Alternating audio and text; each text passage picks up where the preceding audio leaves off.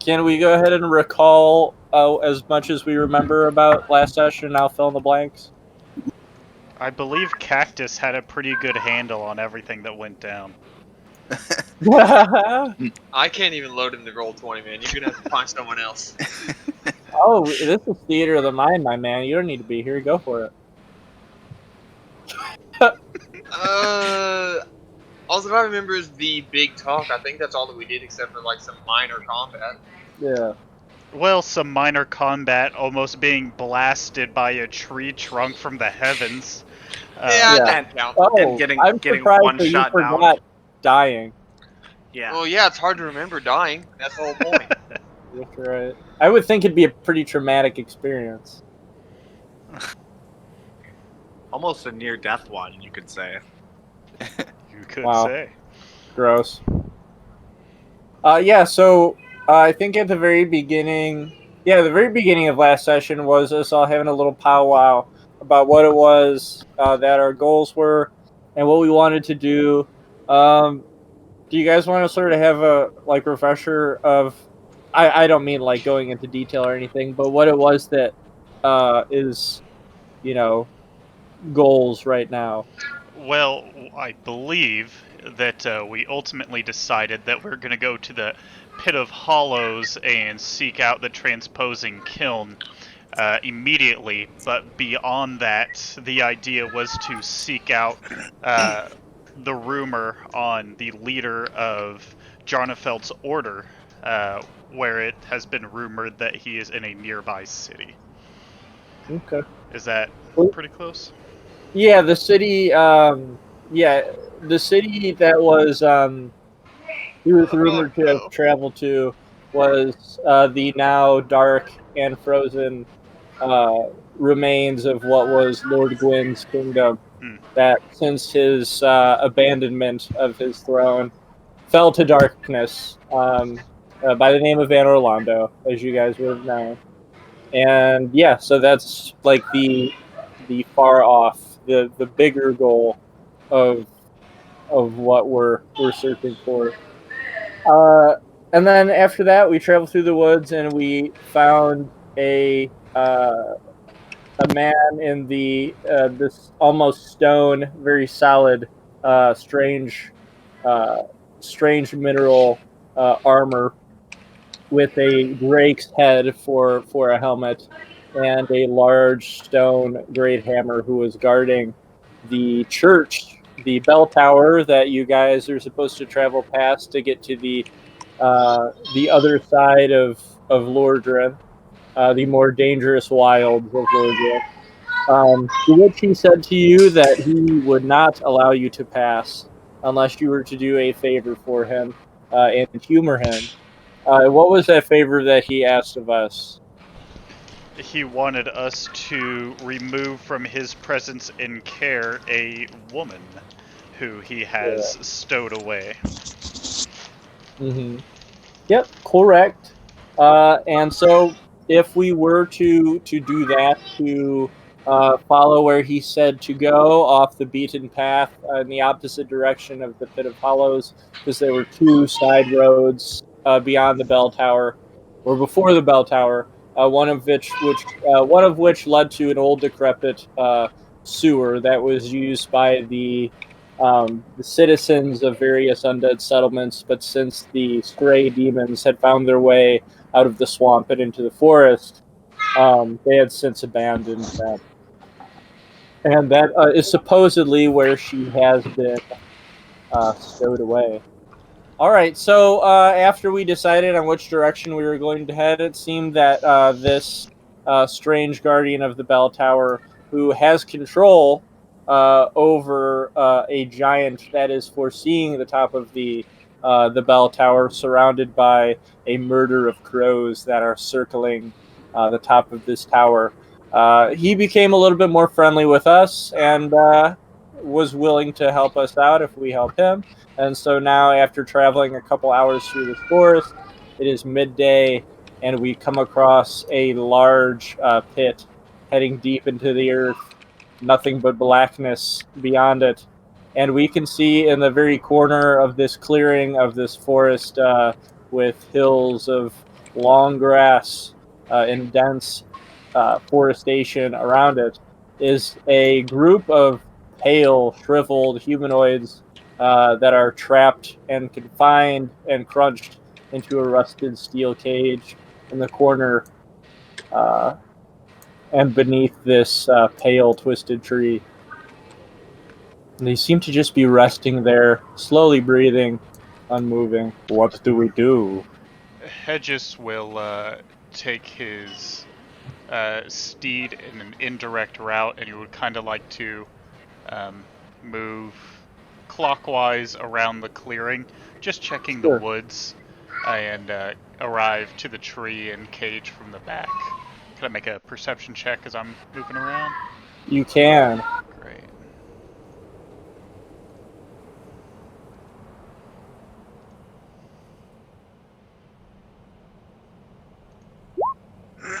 Awesome.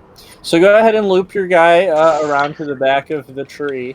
And as you mosey past the dense forest, you can see in the darkness and the shadows of these tree trunks what looks to be strewn about, bent up, rusted, and mangled cages, very similar to these pale, shriveled figures, as well as the decaying corpses of what looks to be humanoids similar to him, if not of the same ilk as him, that are strewn about these destroyed cages all around the shadowed forest. Did you say this guy was sleeping? He just seems to be resting there. Can I throw a rock at his cage? If you want. I do want. Okay. Just Go a ahead and small roll, one. Just see if he's awake. dexterity, not strength, so it wouldn't be athletics. I would say acrobatics. Okay. So That's with a 5. Dex. Oh, okay, cool. All right, with a 12, you are able to toss a small stone that you see embedded in the grass, and it clanks against the cage and falls back down to the ground. And the figures in here of pale and shriveled bodies slowly turn to look to you and begin mumbling to one another softly, inaudibly, in a language or just babble that you can't understand. But they seem to beckon to you, each and every one of them, handing out a shaking, shriveled arm, sort of beckoning you forward. Does there appear to be Can any I- form of lock on the cage? No. It seems to just be welded around them. Ooh, okay. Sorry, Jonathan was saying something there. No, all good. I will raise my shield and approach. They would continue beckoning you with a single finger, looking as if they would like to whisper in your ear. Why do they have to whisper? Are you certain it's you want to do dramatic. that? As he comes forward, Hedges would say, I'd have some caution there if I was you, friend. It looks like that other of his ilk, their ilk, have been strewn about, cast aside, dead, in the trees. Either it's of their own doing, or something here's coming too. But either way, it's best to be careful. Can I cast Shield of Faith on myself? You sure can. I will do that. All right. Cast an I don't aura know. of light around you. And then I will lean in and see what they want to say to me. Okay. So these appear to be very old, shriveled hollows of elderly age. And the one atop the rest, with sunken-in eye sockets, loose teeth, and scars about his body, leans into you, poking his head through one of the cage square holes as much as he could, and says to you, the grandson carries the cage. A grandfather awaits more grandchildren. It appears you come to beckon that call. If you would, find the grandfather. He is waiting for you below with the other grandchildren. How do we get below? They would mumble to one another again as if they are questioning each other and coming up with ideas. And the one up top looks back to you as they sort of whisper amongst each other and say, "Go falling down, as you once did before death, into your graves. Fall into the blackness. Accept it."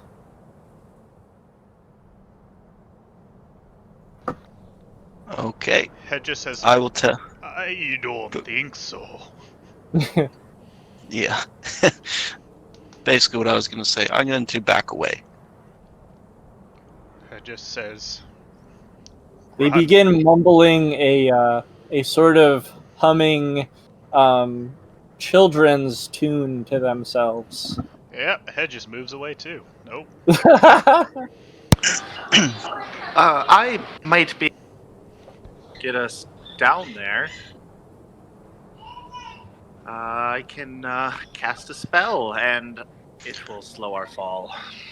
And as you would expect, if you were to pass by them and hear the tune they were singing to one another, it sounds as if they are repeating the same verse over and over. The grandson carries the cage. He ever has his cage. Head It's just not creepy at all. kinda, yells from the back. So do you want us to end it for you? They once again speak to each other, as if questioning each other of this idea that you have proposed to them. And they say, bones on the pile for the grandchildren. More adding to the family that was and is. If this is what you desire, we may be the first of your family in death and acceptance into the mound. Hedges just frowns at them and makes no move to do anything.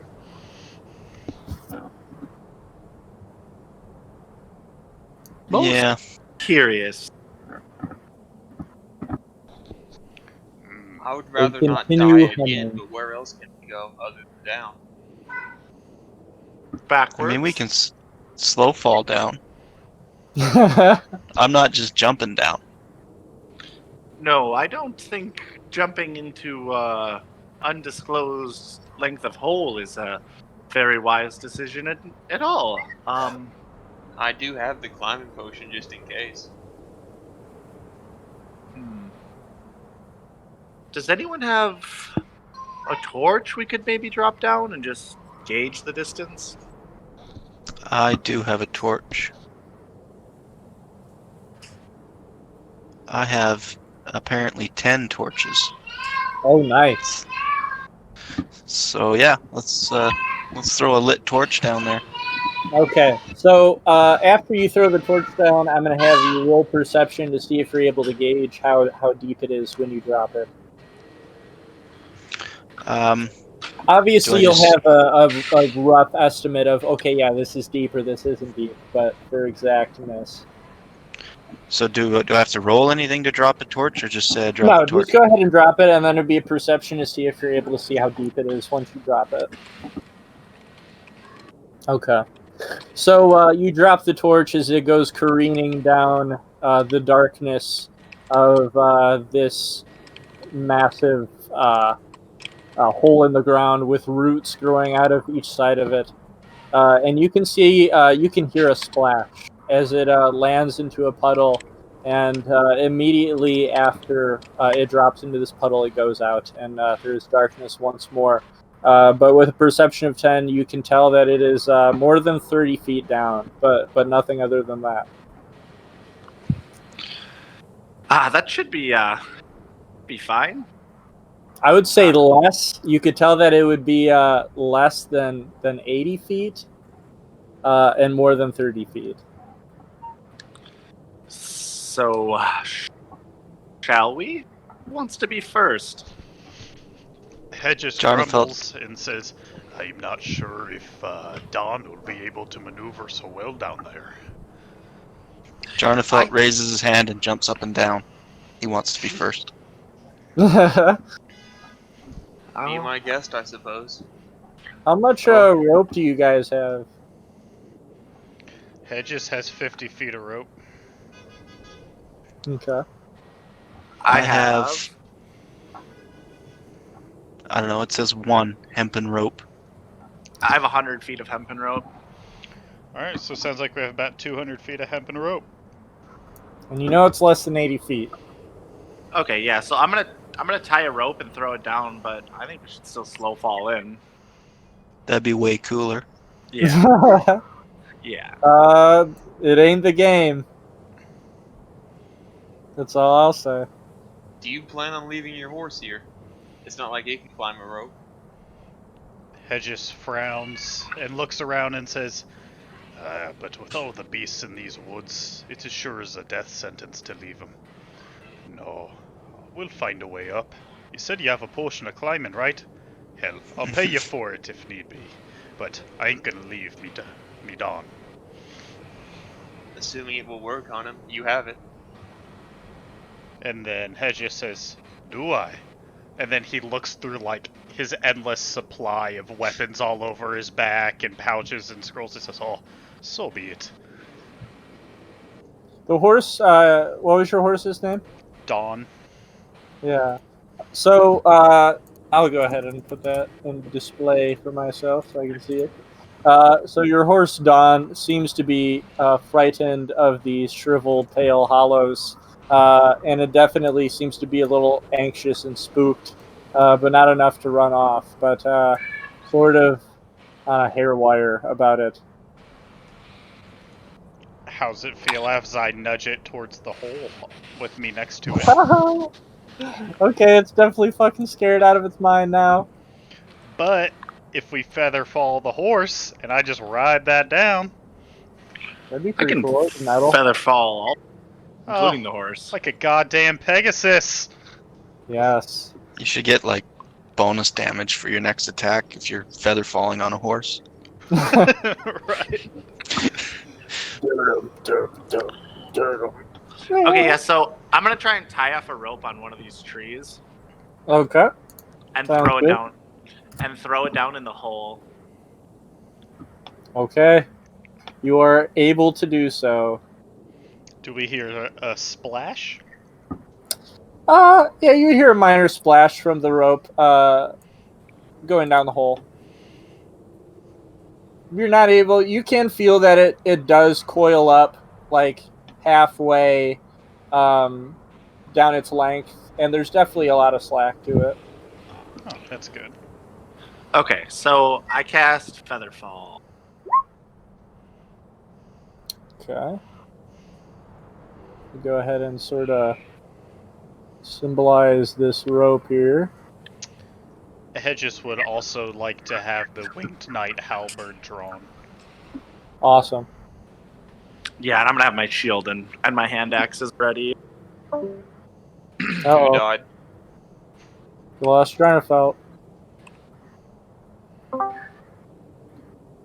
It's too bad. Hey, Plus it's, one down in the hole. Oh, here we go. Okay, I wasn't able to see you. All right, so who's going first? What is the order that which we are going down this rope? Jonathan very much wants to go first. Well, I don't think we're going down the rope. I think we're just gonna jump. Oh, okay. Use the rope to climb back up? Yeah, exactly. Hedges is So- gonna wait for the party to actually land, and then he's gonna come down because he's not sure how the horse is gonna react. He doesn't want one of his friends getting his head staved in. Yeah. So let's see. So how many of you are using Featherfall, or is it just your All of horse that us. uses Featherfall? Choose up to Okay. 5 falling creatures. So basically, Oh, I'm just nice. gonna do it on all of us. Okay, so we all are able to Featherfall, Dark Soul style, but with D&D potions. So one at a time, we all jump into the darkness of this root-covered hole in the forest ground, as we can feel the a cold breeze of currents emanating below it. And we can hear the dripping of water against dirt. And we all go careening down to the bottom of this dark pit as we are enveloped by 60 feet of darkness. So, exactly the amount that Featherfall helps with per round. Yeah, well, it slows our fall to 60 feet per second, or per round, which is 6 seconds, but it lasts a minute. So if we were to fall, we could fall for like 400, 500 feet, 480 Oh, feet. nice. All right. So into the darkness we go. And eventually we do see the glimmering of very dim torchlight. And we see a puddle of stagnant, browned water below us. When eventually we close our eyes for impact and we splash down into this dirty pit. Eventually opening our eyes, looking around us, and seeing an incredibly frightening sight.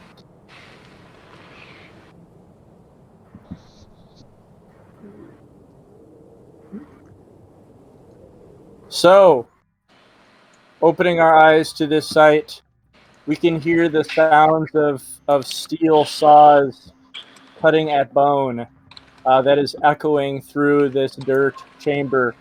We see steel cages big enough to fit humans that have fallen down into this pit, broken to pieces, and rows and piles of human bones that have since decayed into the dirt.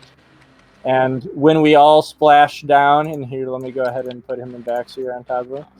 When we all splash down, we look to our right and we hear the murmuring and groaning of a large creature who then turns his head, is carrying 2 steel machetes, possesses the skull of a bull or some horned creature, and wears the reddened, burned flesh of a very fit humanoid, as well as a wet and muddied loincloth and horse-like legs.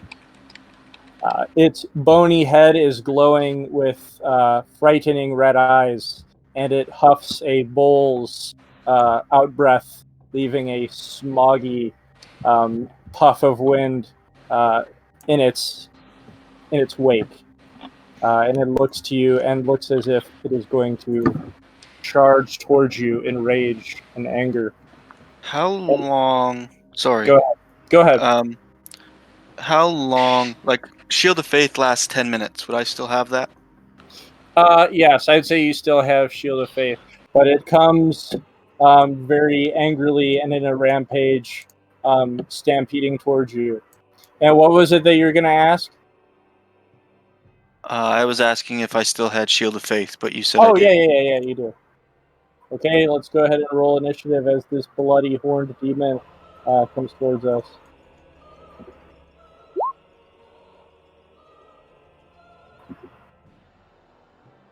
Ah, yes, single digits. Ah, Crit fail. singular digits. I'm still pretty pumped about the whole Pegasus thing. And then Oh, yeah. Slowly get and advantage. gracefully go floating down to the bottom as everybody crashes down.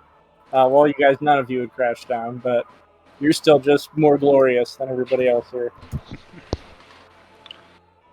All right, so you got a 14, Marwin got a 4. And then I was about to say hedges, but I have both of you on there. So let me go ahead and roll for this bad boy.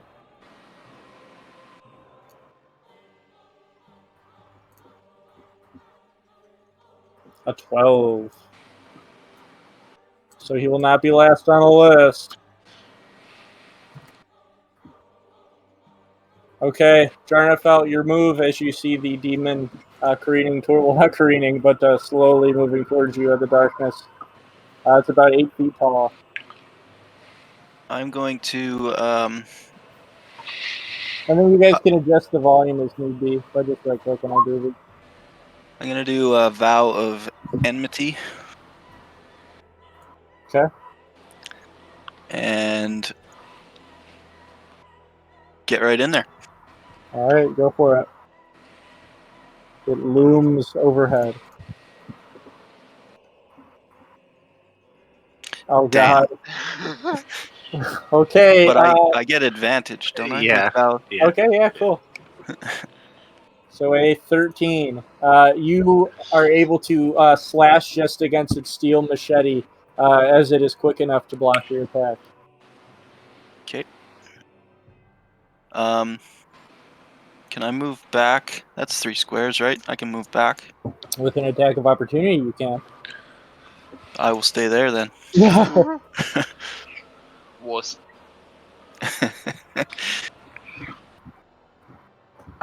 Will that be it? Yeah, that's it. That's all. Okay. Go ahead, Yumi. Let's see here. 5, 10. I think that's gonna be all my movement for 30 feet. Okay. And I'm gonna say some weed shit and go for a sneak attack. Okay, you're able to slash across his burnt flesh.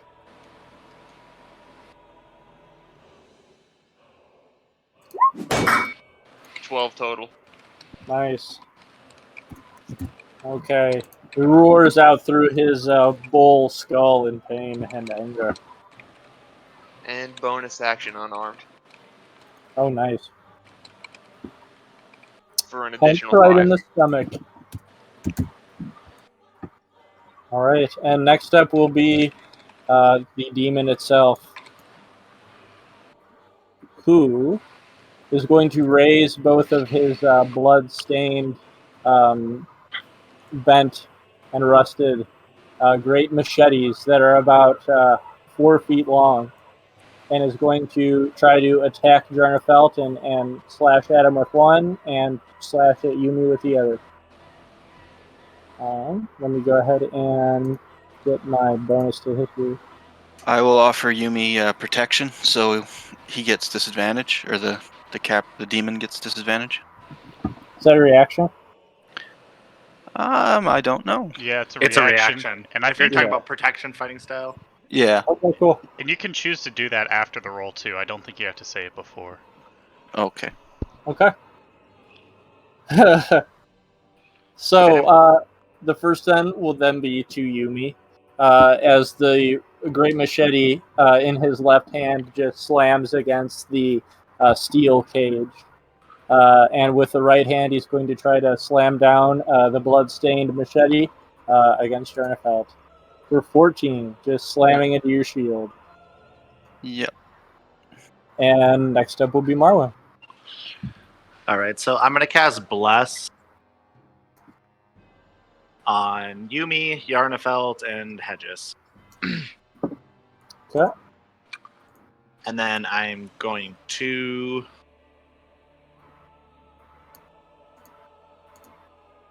right there.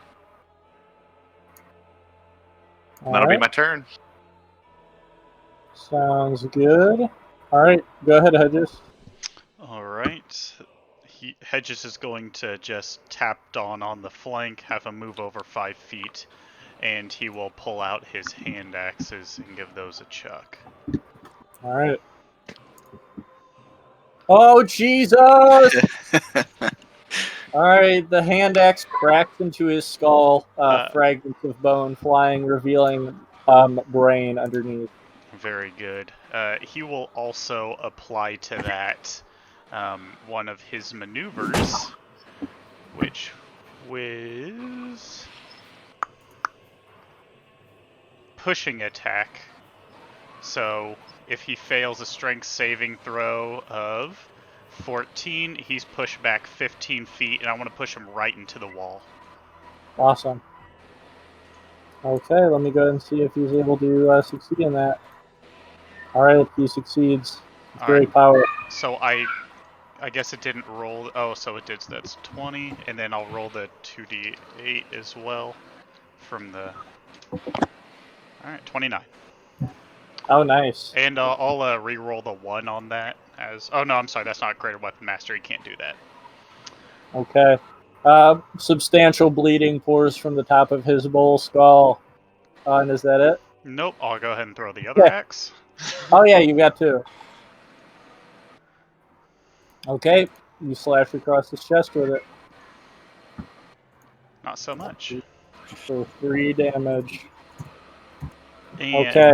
Hedge is going to action surge and throw that first axe again as it comes back to his hand. Okay, cool. All right, another slash across the chest. Okay. Very nice. Next up will be Drenifelt. I'm also going to take Dawn back to right there. Okay. Did you add your D4 to either of those? Oh, it didn't matter. Yeah. I will attack with the longsword again. Okay. If I were to add a D4 to either of those, would it make a difference? We'll see. Okay. Now. Okay, it slams against his machete once more as he blocks it. And I am done. I will stay there. Go ahead, Yumi. Let me show you how to roll some dice. Oh, nice. Okay. Slash against his stomach. 5 damage. Plus an additional 3. Okay. And He's now bleeding out his torso. Aw. Oh well, that's my turn. Was that an additional unarmed? Yeah, unarmed strike bonus Okay, action. yeah. The unarmed just smacks against his abs, dealing no damage. Don't you have Bless on you? Oh yeah, I do. Okay, so the 24 then will smash against his ribs then. Because you beat the fuck out of this demon. Bless adds a D4, I think. Oh, I thought it was the 24. Okay. Does a 14 okay, then hit. it will not. The abs will absorb the blow. Okay. I'm angry. Next up will be the Capper Demon. As he raises his head, his eyes glowing a ominous black, and he begins to let out an ear-piercing, eerie shriek. And as he does, you guys can hear movement from below the dirt as creatures begin to crawl from beneath it.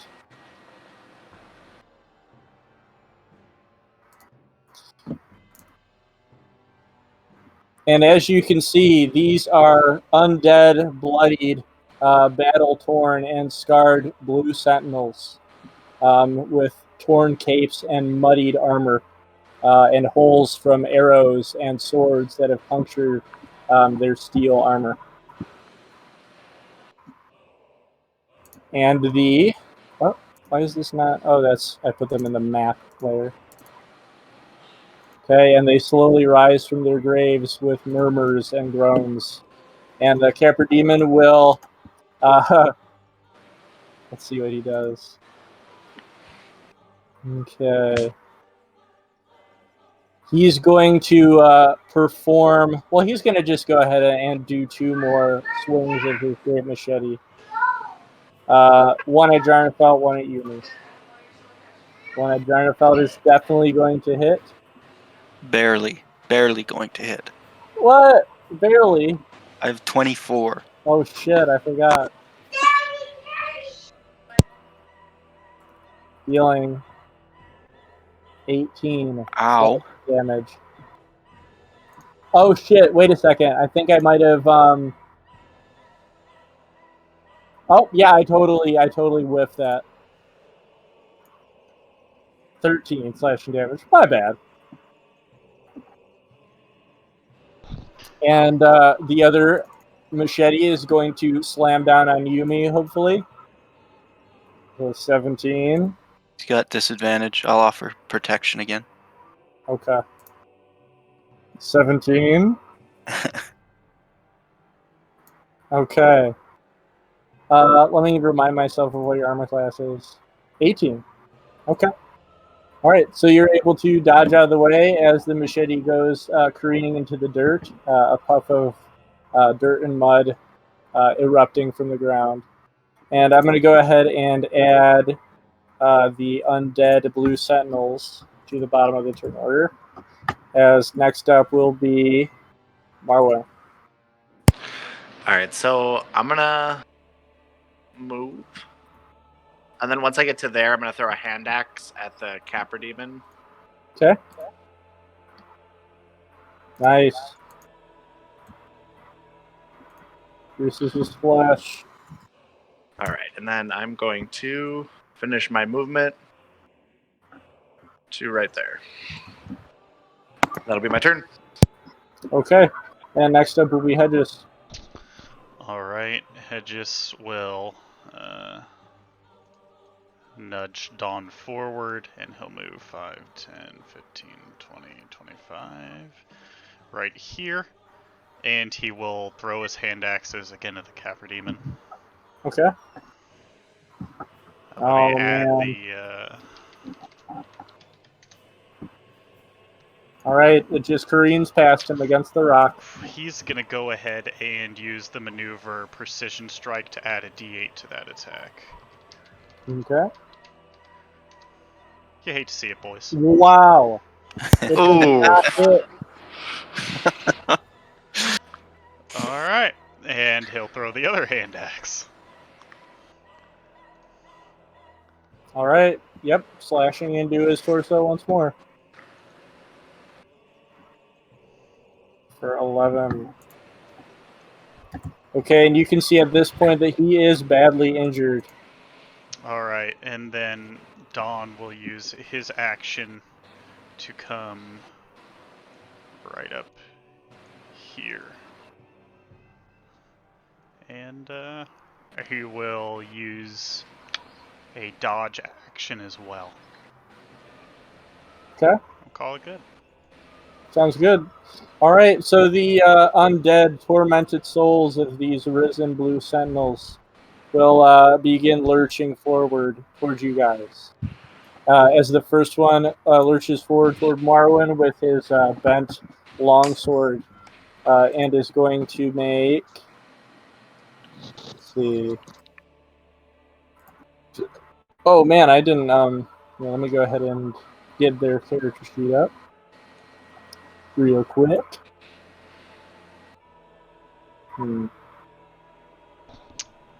Could I also say quickly that whenever the hand axes return, that Head just dropped those in his lap and pulled his halberd? Yeah, sure. Okay, great, thanks.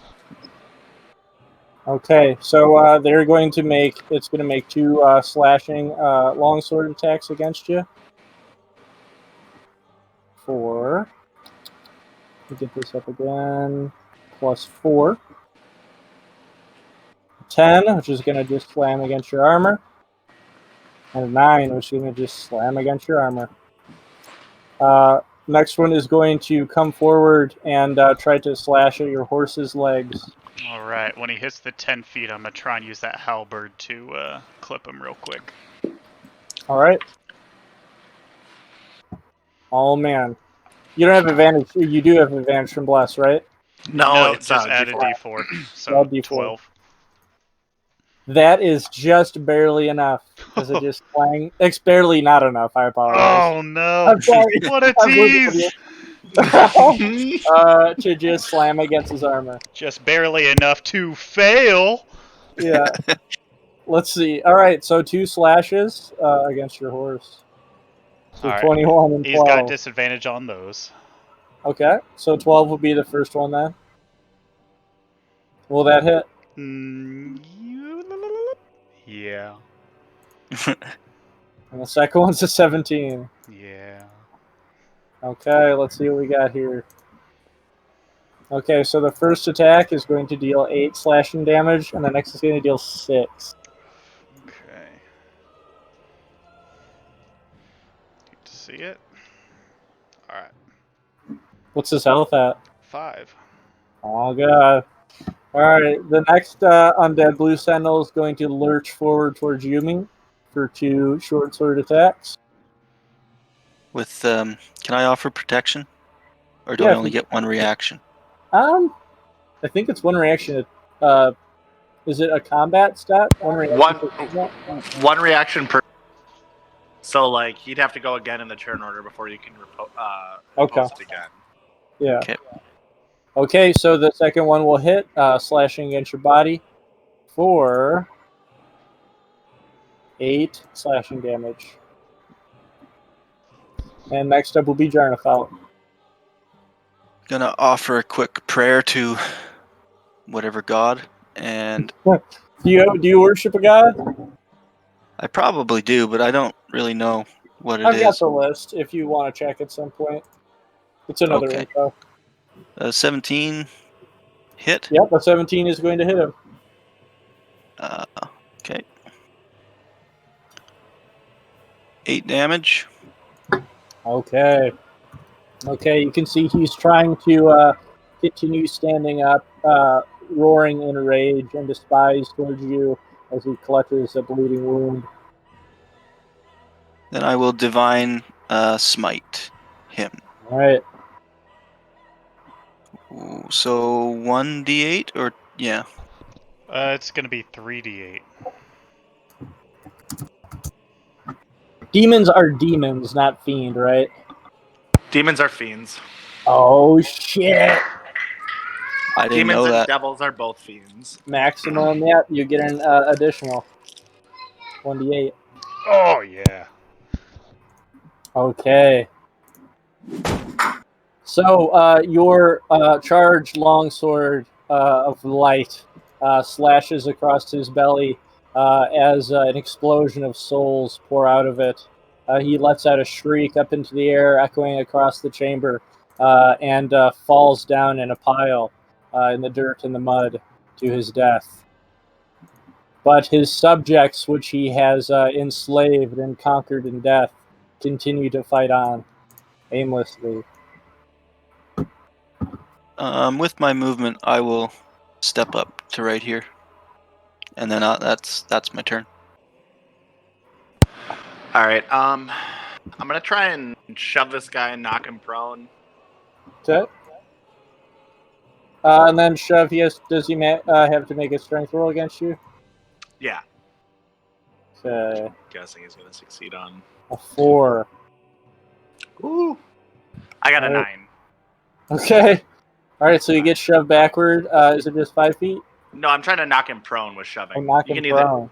you can either knock him prone or shove him back 5 feet. Okay, you shove him into the mud. All right. Then when he's prone, I'm going to 1, 2, 3, 4, 6. All right. It's my turn. Okay, go ahead, Hedges. Alright, Hedges is pretty mad that he's disrespecting Dawn that way, so he is going to nudge the horse here and attack with the halberd. Okay. You pierce right through his armor. For 8. And he is going to then attack with the butt of the halberd. Okay. Oh, God. Clean sweep of this encounter. All right. And bludgeoning him in the skull, hearing a crack, he is now gravely injured. And he is going to use pushing attack. Make that DC 14, and we'll go ahead and throw in the damage anyhow. Okay, he makes the saving throw. Additional 6 damage to him. All right. He looks to be just barely standing up. Alright, and then Hedges is going to...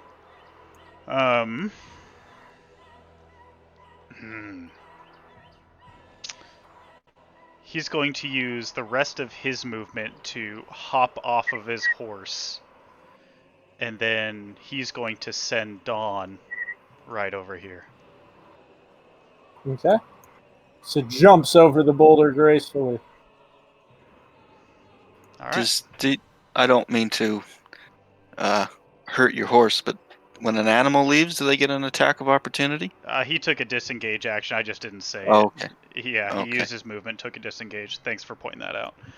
Yeah. All right. There we go. All right, and then the wandering undead will continue pursuing each of you.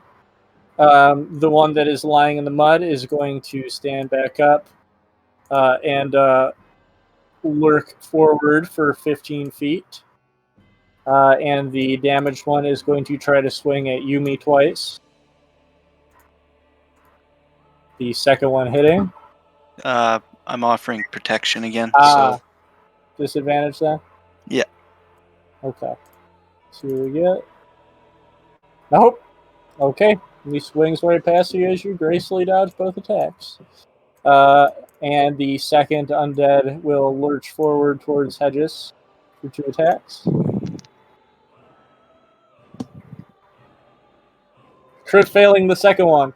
As he swings too wide and in his shambling undeath falls prone into the mud with a splash.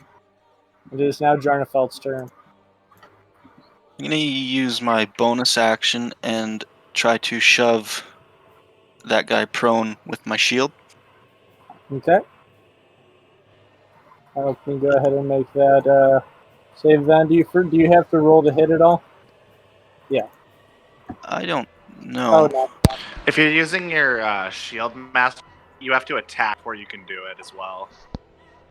Okay. Yeah, I guess I'll attack first then. Okay. No! Okay. You try to bash your shield against him, but he is able to, with his claws, hold on to the shield as you are now fighting to free your shield from his grasp. Okay. So yeah, on your next turn, you're going to have to take an action to try to pry your shield out of the hands of the hollow. Okay. I can attack while he's holding on to my shield, right? With Yeah. my other hand? Yeah. Okay. Yeah, I guess I'll end my turn there. Okay, go ahead, Yumi.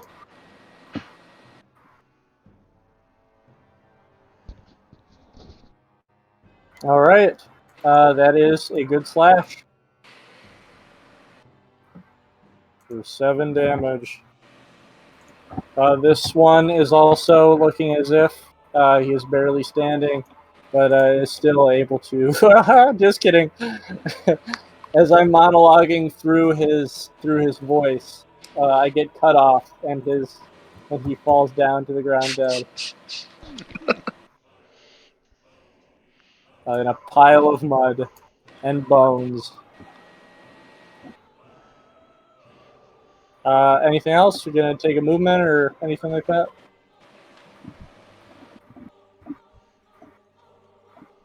I guess he's still in character.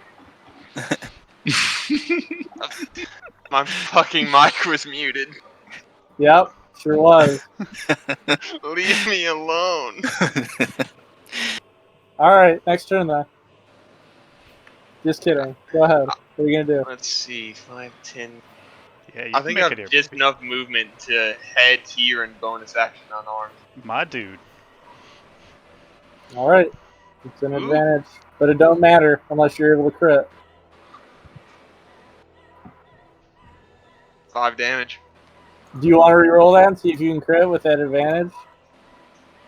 That is That- rolled with advantage. Oh, it is. Yeah, it's both. Okay. All right.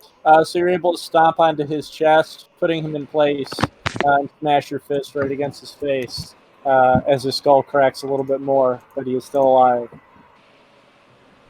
And it is now Marwin's turn. All right, I'm going to proceed to head up this direction. Then I'm going to throw a hand axe at the one that's been chasing. Okay. Okay. Slams right into his chest for 15 damage.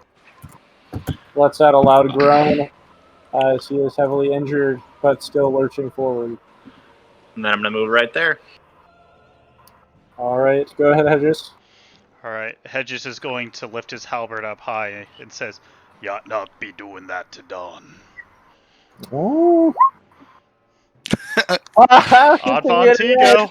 Yeah. So funny. He's prone, though, isn't he? Yeah, Yeah, advantage. that's almost advantage. Yeah, so you got Oh, close I'm one. sorry, I rolled the wrong weapon. So, well, I guess it doesn't matter. It's damage. Yeah, it's still a hit. Let me. I'm gonna re-roll just so I can attack with the proper weapon. Okay, cool. All right. So you bring down the halberd into his chest. Okay, as it smashes through the armor, and he begins to gurgle up blood and falls dead in the mud. All right. Hedges strides over his body, stomping on his skull on the way past, and comes up to right here. Uses his bonus action to attack with the butt of his halberd on this guy.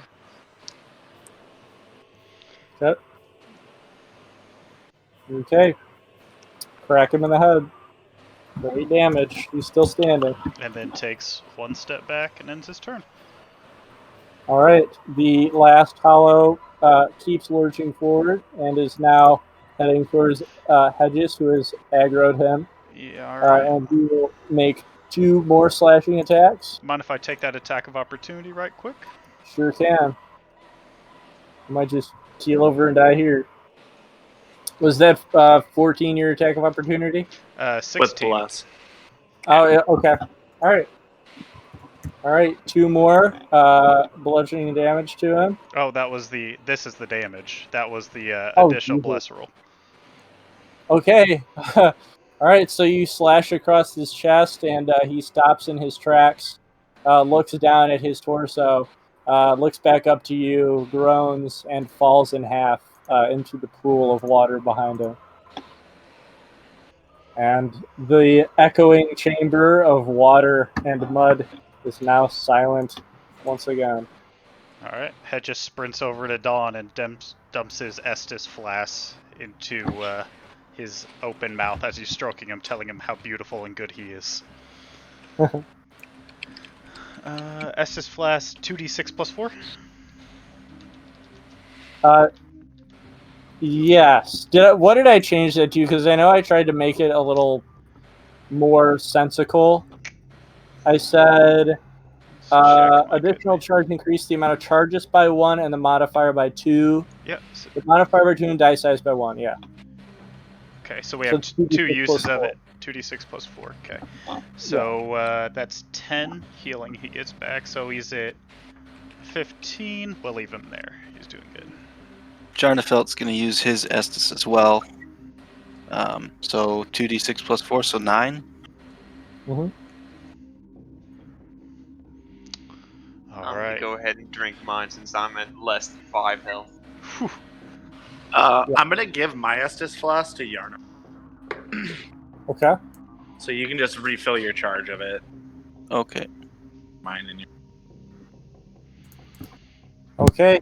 You guys stand at the end of combat, bodies strewn about you, this demon embedded in the mud, and out of the gaping wound in his torso, eerie, insidious, glowing red fogs of souls gravitate towards you and are consumed by your body. And you feel rejuvenated, and from these powerful souls are able to gain more experience in battle and level up. So all that remains in this this empty pit of mud, blood and bones, as we see the sort of slivers of light 60 feet above shining down this puddle of murky, dirty water. There is nothing left but the ominous, spiked, heavy wooden door that stands before us, as we can see dim torchlight flickering from behind it. It seems to be ajar slightly. It doesn't seem to be built to really keep anyone out. Definitely not locked or chained shut in any way. Can I try and mage hand it open? You can. Okay, yeah, I'll try and cast mage hand and try and push it open. Okay. So you are able to nudge this door with your mage hand, and it creaks open and scrapes against the dirt floor, blood gleaming on its spikes. And a small tunnel is a small cramped tunnel is revealed before you. Oh no, can Dawn fit? It's 10 by 10 feet, so yes. Oh, my dude. All right. So I'll just kind of be like crouched over him then, or kind of like, laying low. Okay. Alright, that's all my spells set up. Morrowind points ahead and gives a low and commands Anvil to lead the way. Oh, let me give you control of him. Okay. Okay. All right, so he barks with the chiming echo of crystal shards and gallops forward before you bravely. Okay.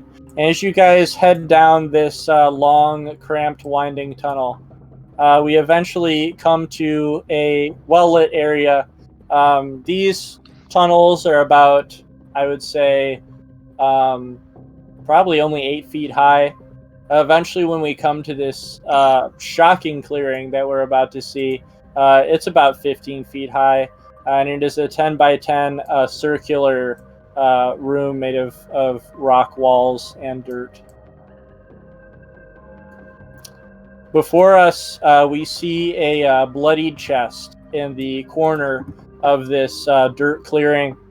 We see spikes that have jutted out from under the dirt, revealing some sort of steel lever, or excuse me, steel plate below them that have pierced right through the bones of this skeleton, who has decayed away since however long that he died, his blood still staining the dirt floor. Alright, once again, I kind of whistle the anvil and kind of just tell him to go up over by that chest. Okay. Can you use the... let's see. What am I trying to find here? Can you use the thing to show me the direction that he's heading and through what squares? Okay, cool. Let me go ahead and copy paste him over. I'm guessing since Dawn is 10 feet wide, I should be in the back of the party, just like behind them in the hallway. Yeah, I did not expect you to take Dawn this far, but I'm glad you did. Dawn to 20, baby. Let's see here. All right, so let me get some room so that I can fit Dawn in this hallway. And let me push you guys up a little bit.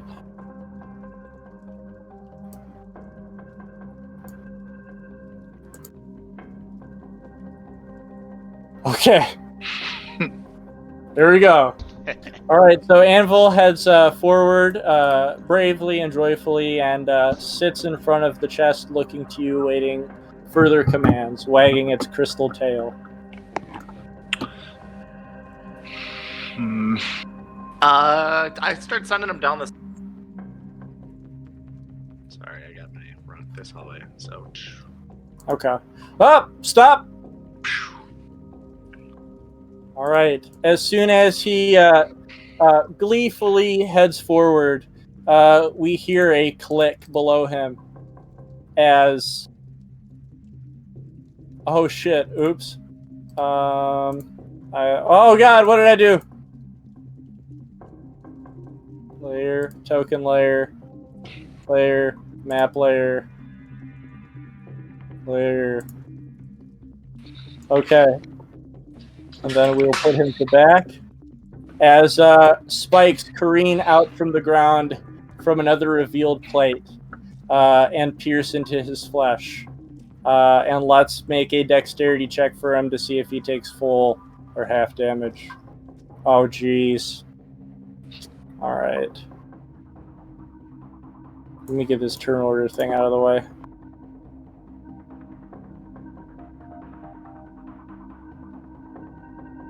So he takes 11 piercing damage from the 4 spikes that jut out from under him. All right, and after the spikes kind of like fly out of the floor and just kind of like break into his crystal, I call him back over to me. Show me the direction that he's heading. Okay. Chink!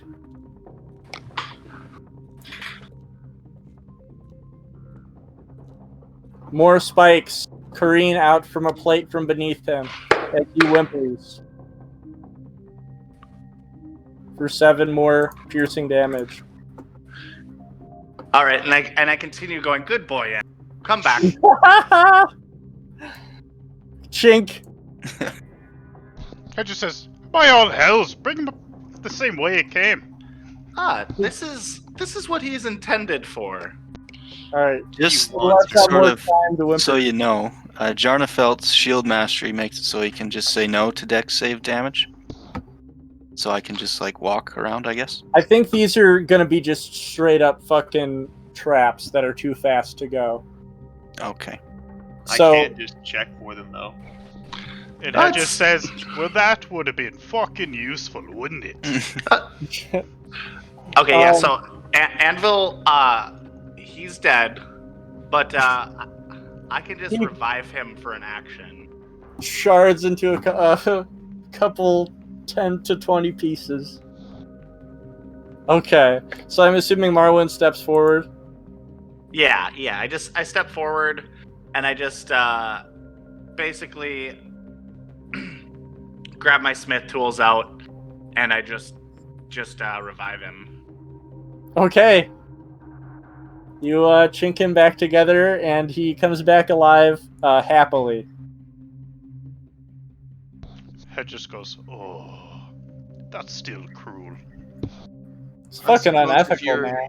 set on having him be a minesweeper of sorts, I can try to open the chest.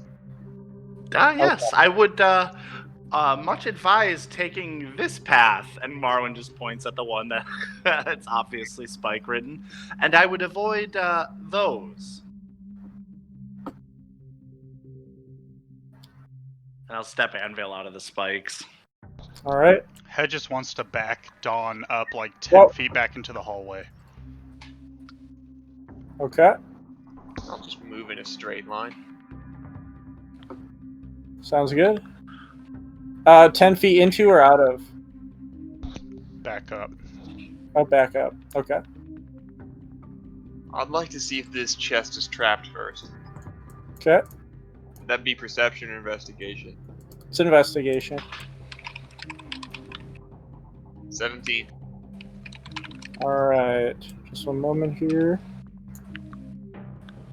Okay, so checking this chest warily before opening it up, you hear a quiet breathing coming from within it, and are able to subtly see the chest opening, moving just subtly up and down to let in air. This chest is alive. You can Kill it. see Nonsense. glittering spiked steel teeth being revealed from inside it as it opens its mouth. Back away, I have a plan. As you say that, Jarnafelt's got his machete over his head and he kind of stops and then backs up. Okay. A little bit further. Uh-oh. Head just I'm backs up going another to- 10 feet. On Dawn. Here.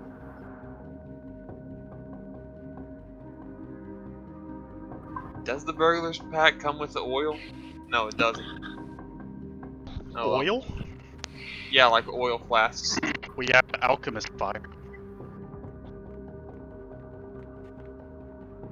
Would an attack roll with a firebomb just be dexterity? Do you require some oil? I have some in my bag. It did quite useful for making machinations, but it cost me some good silver for souls. Whatever it costs you, I will repay in kind. Please hand it here. All right, so I hand him 2 of my flasks of oil. I'm going to make a line of oil between these 2 spikes that I'm standing beside. I also have one of these, and I'd pull a trap from my bag. A trap? Yeah, a hunting trap. Oh, nice. That has I'll potential. back up just a wee bit further and set that trap where I was standing. And I'm going to try and light the oil and the mimic on fire. Oh, nice. Let me go ahead and visualize your little trap here. Okay. As he does that, can I ready an Okay. action to throw one of my hand axes at it too? Yeah, sure. Right. I'd like to do the same. I don't really have a good visual for this, so I'm just gonna use this because that's pretty fucking dope. So, what is it, like a bear trap kind of thing? It's a bear trap. Yeah. Do you need like what it does exactly? No, just where you place it. Okay. Where do you want to place it? Where I was standing, so right there is fine. Okay. The attack roll for the firebomb would just be Dex plus proficiency, right? Yeah, it's a ranged attack. Can I substitute it with a dagger attack roll since they're the same? Oh, are you gonna do a dagger instead? No, I'm throwing a firebomb. I just don't want to make a weapon for the firebomb. They would use the same attack roll, is what I'm saying. I mean, they're both ranged attack rolls, so I don't know why the rage would change, or why the roll would change. That's what I'm saying. I just don't want to make a new entry in my attack. Oh, yeah. Then just use the dagger then. 25. Okay, so you said you covered, did you use the grease? Yeah. Okay, let me go ahead and symbolize that as well. Is it a 10-foot square? Just dumped oil on it, didn't he? I don't know. Yeah, he used oil from. I thought he covered the area up to the trap. Yeah. I covered the Okay. area. I didn't put any on the mimic itself. I thought it would wake it up. Okay. Okay, so yeah, that oil flash. Yeah, so what area? The tile that I was... How do I do the... So gonna be like... Right around here. It's within 5 feet, right? Yeah. So you could just throw it on there and it would splash over or whatever. So, Okay. I don't know how that works. I'm not looking at the alchemist's fire. I have no idea. It's oil, so you can only do 5 feet. 5 foot. Oh, 25 feet. Yeah. But you can pour it right onto the chest. Or you could pour it in front of the chest, or... like, Was it in this square? you could just put it in The its square just south of it. Alright, so right This here? Yeah. He did two flasks though, so he has another 5 feet he gets to cover. So you could put it in its square, just not on it. Yeah, I'll put it on its square. Hopefully when it moves, it'll set that oil on fire. Okay. Or the firebomb will just set it on fire since I got a Yeah. 25 attack. Yeah, I was gonna say if you do any fire damage, like the area, it automatically 5 fire damage. And there's the 2d4 fire from firebomb. Okay. So, you grab this firebomb out of your pocket and go ahead and toss it over this chest. Let me go ahead and get a little graphic here. Okay. And as you do, it explodes immediately on contact with the grease and begins burning this chest. As you can hear a shriek coming from beneath it, the chest opens up to scream, and tangled arms and legs fold out of it as it rises, standing up 8 feet in the air. Its tongue is exposed, a long saliva-caked tongue with boils written across it, and sharp, mangled steel teeth. And let me reveal that here. Oh, wrong one. What is happening? Inferno. And it's Ash. Here, let me fucking change them here. Oh, there we go. Okay. Is there really no status effect icon for being on fire? All the status effect icons kind of suck major wiener. I Like they're all understand. awful. What is this? A gold cup? It means A you are fucking- winner. It's a fucking clock. What is this even? A Pokeball? I don't get it. Okay, so it stands up and begins shrieking in agony and takes. How much was it? 6. Plus Plus a little 5 extra. from the oil. Okay, all right, and an explosion of flame and grease on its body. It will take 11 damage. And as it's rising up, I'm guessing that's when Marwyn and I huck our hand axes at it. Yeah, go ahead, go for it. Marwyn, would you please do the honors? 19. All right, the first hand Yeah, axe 23. leans into its wooden chest head, and the other one does as well. Jesus Christ. Okay, Head just goes wombo. then another 9. Okay, and there are splinters of wood just shattering all over the place as it continues shrieking. And we'll go ahead and roll initiative now. A little extra 23 damage to spice things up. Let's go. Ah, Yeah, yes, that's a the good big dent to 4. it. Come on, baby. Here we go to... I'll Oh, go. Let's see what we got here.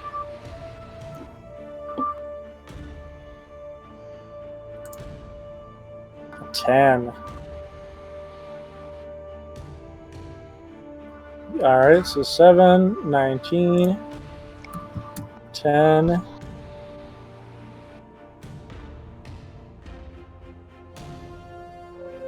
Two, and then Yumi got an 8. All right, Marwyn first, and then the Mimic. All right, so I'm going to throw a hand axe at him. That's Okay. probably a miss. Okay, just a second. Let me get this turn order working and turn down this combat ambiance a little bit. All right, yep, D7 is going to careen right past him. Okay, and then I'm going to use my bonus action to allow Bill to take the attack action when it comes to his turn. All right. And I'm going to take a 5-step... Or actually, I'm going to stay right there. And then Anvil goes immediately after me. And I'm going to have him back up. And if I have him take that 10-foot run right there, would he be able to clear those spikes with a jump? You can roll athletics or acrobatics. Can Jarnafelt use his shield as like a springboard and assist? Okay, sure. don't you just have jump as part of like a... Yeah, it's just it's part a, of your movement? Yeah, you can You jump still like do a it for number. flavor, give him a little ramp. Yeah, I'll roll athletics too. I mean, Okay. So what does jump do? Is that just... you can jump another 2.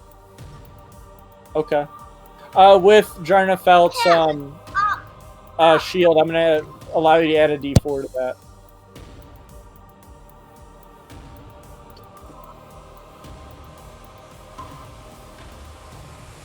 So you want to add a d4 to the skill check? Okay, so it is. Your strength determines how far you can jump. It is a number equal to. It's 10 plus your strength mod for a running long jump. I think. Okay. If that's how it works. I'm not sure exactly though. Yeah, and it says at your GM's option, succeed at a DC 10 strength athletics check to clear low obstacles such as a hedge or a low wall. Otherwise, you hit it. Okay, yeah. If a 10 is all you need for the other alternate option, I'm not going to make it complicated. Okay. All right. Okay. So yeah, he's able to jump onto. All right.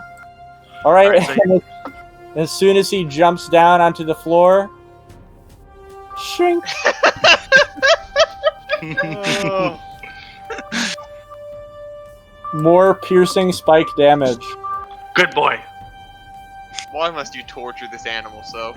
Oh god. It's not a living creature. It's a contraption. Oh my Yeah. god. All right. For 13 piercing damage. All right, and then he, after he takes his piercing damage, is going to do a Rend Attack. Alright. Alright, that's Tw- 21 to hit. And what is the attack? Like what is it? What is he doing? It's like a bite, but it's like a basically like magic infused bite. So Oh, it'll do okay. like 9 force damage. Okay. Crystal shards pierce into his spindly legs. And the mimic is now very, very injured. All right, and that'll be Anvil's turn. Okay. And... Okay, so next up is going to be the chest that is going to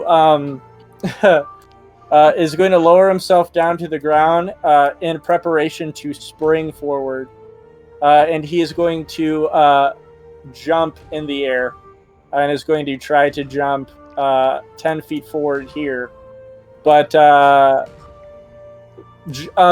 oil is just moving out of that square, right? Like, I would assume that jumping up over it would not.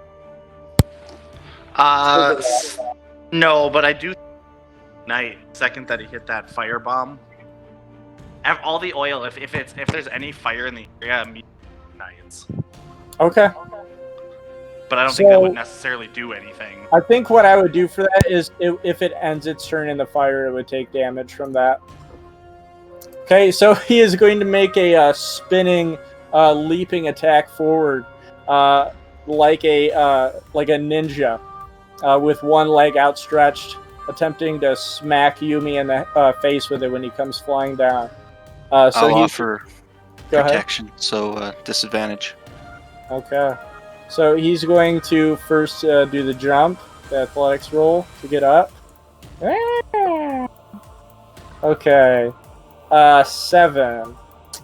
I think he would just be able to make it 1 foot forward with that jump. So we'll have that take half his movement speed. And then he's going to try to continue running forward. And then... what roll does he have to make to try to get through the grease? Is it Dex? It's like the spell grease, so yeah. Okay. It uses the bare minimum for saving throws, though, so like 8 or 10. It's 12.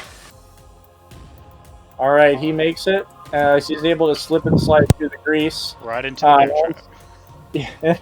Instead of doing the jump attack, so he's going to just bum rush forward, and the trap triggers. And what happens from the trap triggering? It's a dex save as well. Of what? DC 12. Okay. He is not able to dodge that. How much damage does it deal? Alright, so it deals 1d8, and then he can no longer move turn. He loses the rest of his movement speed. Oh, nice.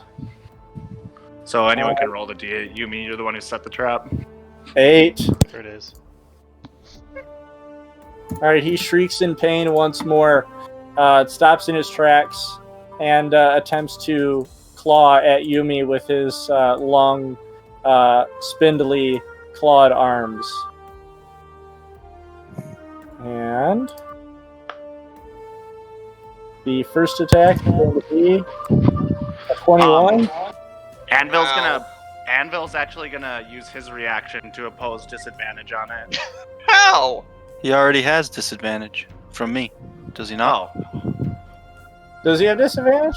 Yeah. Well, I gave him protection, so. Okay. All right, so yeah, with disadvantage, he's going to swipe right over your head. And the next attack is going to be 8, once again swiping right over your head. And it is now Yumi's turn. Well, it's time to take this longsword out for a spin. Aw. Okay. For the 15, you are able to slash through the chest with wood going all over the ground. Cool. Forgot all my adjectives. All right. Oh, geez. For 14 slashing damage, 20 slashing damage, you smash the top half of its chest mouth into pieces all over the ground. The tongue begins convulsing like Jabba getting strangled. And he falls backward into the dirt with a screech of agony. Dead. Okay, so quick rules question. It's open to your interpretation, but it says I can use Mending, which is a cantrip to heal my pet for 2d6 plus 4, I believe. Okay. That's just a cantrip. So if we have downtime like we're into right now, can it just be assumed that I heal him to full? If it's a short rest. Well, I mean, this is a cantrip that I'm using to heal. Yeah. You did. Yeah. I mean, I could just sit there and repeatedly cast it over and over again, but yeah. I'd be cool with you being able to do it once, or we might have some sort of thing happen if we stay in this room too long. Well, I mean, it'll take 12 seconds, right? Yeah. It's a 6-second. Okay.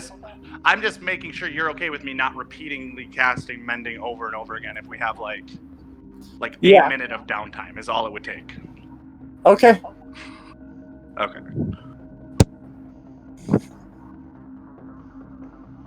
So we're gonna do that now, then? Yeah. I'll just repair him with Mending.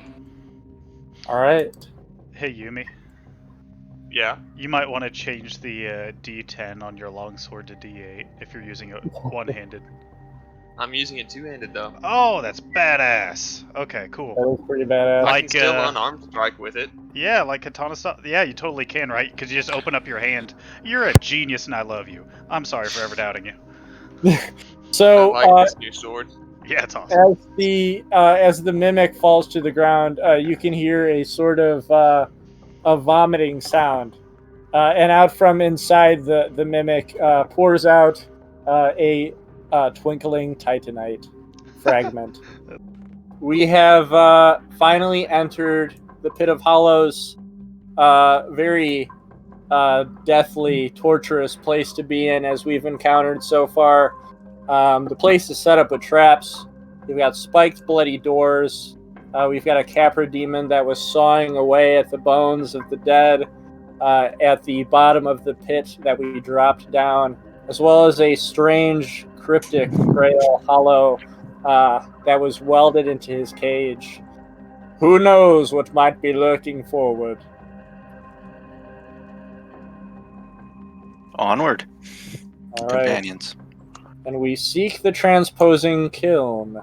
So let us go forward and go ahead and show the what order you guys will be in when you continue forward.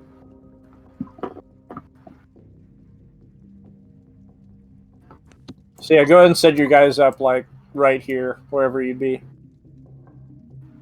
I think our doggo is going to lead the way. Right? Either that or Yumi was going to blast us all with the tried and true pass without a trace. We could technically do both. Pass without a trace can literally affect my dog. Yeah. Let's do it. No reason not to double up. Let me go ahead and post a spell. Okay. Oh, I'm just not scrolling down. That was my fault. Plus 10 bonus to dexterity. It's only stealth checks. That's awesome. Okay, go ahead and set up your guys on the board where you'd be in this 6 or 3x2. I need my horse.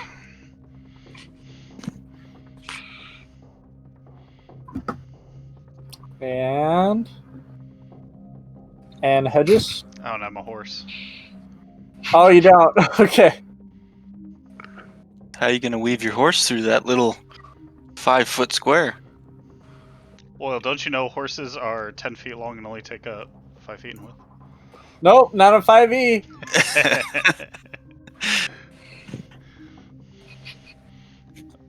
He can I- jump. Horsies can jump. Yeah, I mean, can I just kind of like guide him around? He's a goddamn thoroughbred. Not through a 5-foot space. All right, I'll just.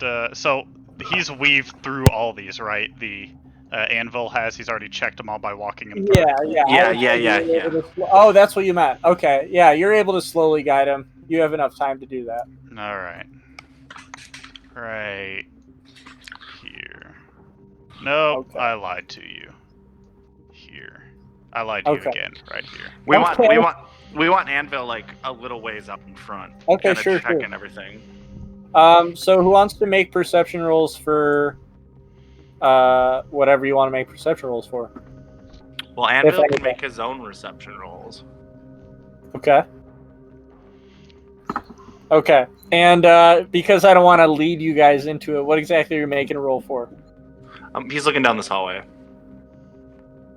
Jarnafelt wants to look at this skeleton. Sweet. So sneakily, as he has his head low and his tail low, as a hunting wolf would, he goes forward and sees down this hallway. It seems to be a small tunnel chamber. I don't think you're able to hear what he hears or see what he sees. Oh no. So he would just see that there is definitely a chamber heading forward. What kind of would you guys make any perception rolls? Oh, Jarnafel would. Okay, Yeah, Jarnafel hears nothing out of the ordinary other than the dripping of water from the ceiling. Look, a cave. And then anybody else? Is anyone else going to make any kind of roll? Oh, Marwin's going to make an 11. And then... Okay, nobody else then. All right, so Marwin with an 11, you are able to hear the grumbled and the word for like voices of strange beings just sort of mumbling what sounds like prayer and rituals to one another, coming from within this chamber and echoing and bouncing off the walls toward you. A couple of beings. You're not able to tell how many. They don't seem to have very intellectual speech capabilities. I guess Anvil would go and peek around the corner. Okay. Hedges whispers, Jarnafelt. Sounds like we hurt your friends. Peeking around the corner, Anvil is surprised to see another hound-type creature like himself, although this one has torn hide, revealing a rib cage beneath it, sunken-in eyes, revealing parts of its skull, and is just half dead with flesh hanging off of its body, curled up and resting by a pile of bones. As these two interesting creatures I will not introduce because you guys haven't seen them yet. Okay. But I would say Anvil sort of cocks his head to his side, looking like excited to see a potential friend, in a way. Although you definitely hear otherwise, that sounds definitely not friendly. Okay, so I guess I would just kind of like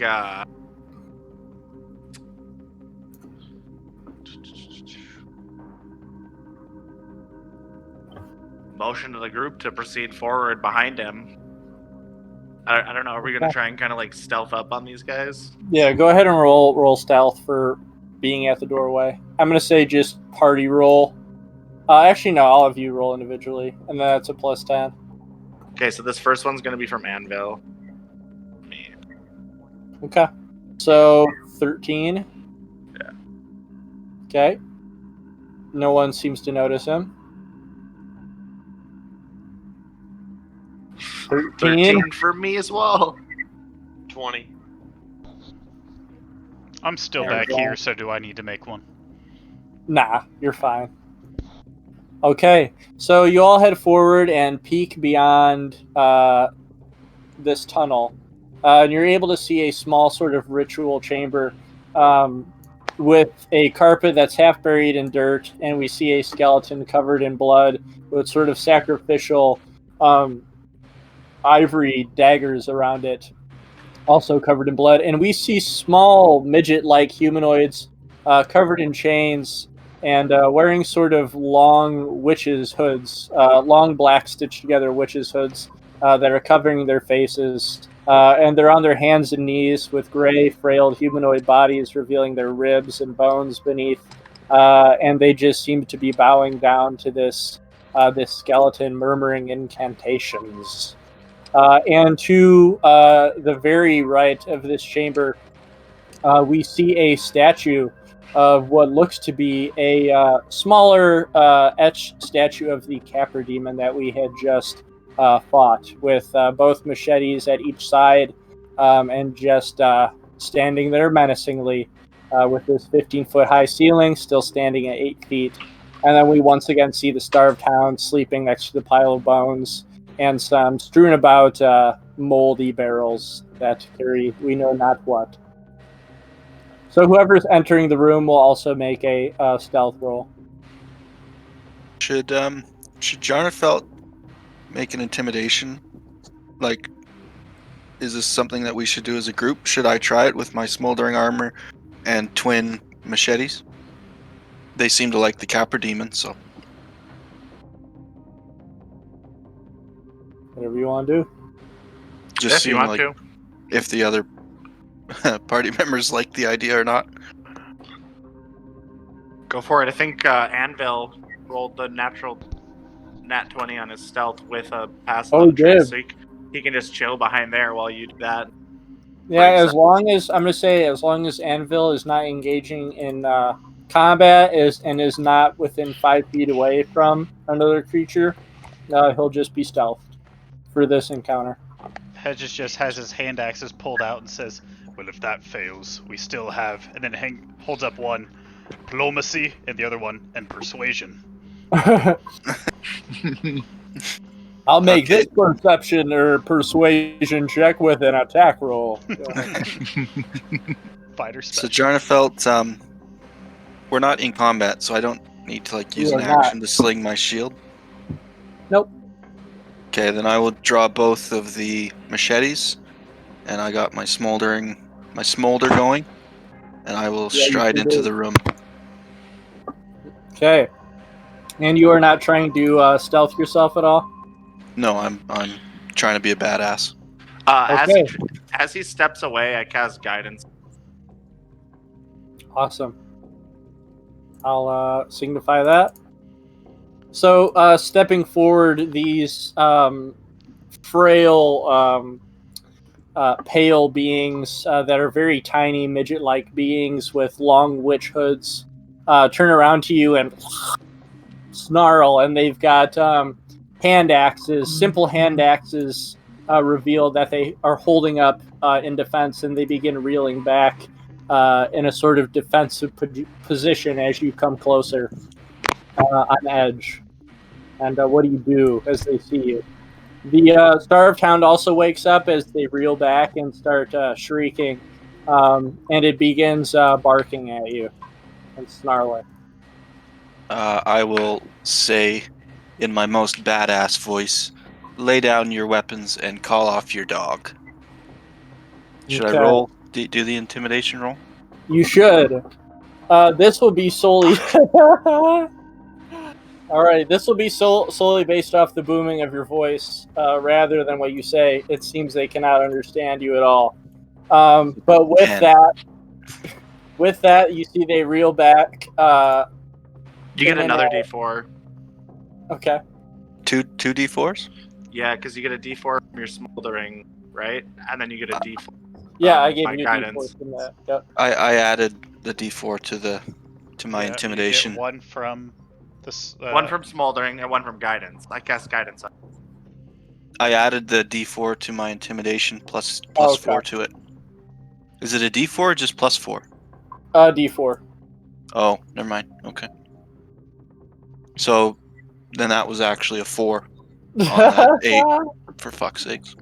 Okay, so the two thralls look to one another and begin shrieking, and then the one up front snarls and points to his dog and waves him forward to attack you with several primitive grunts.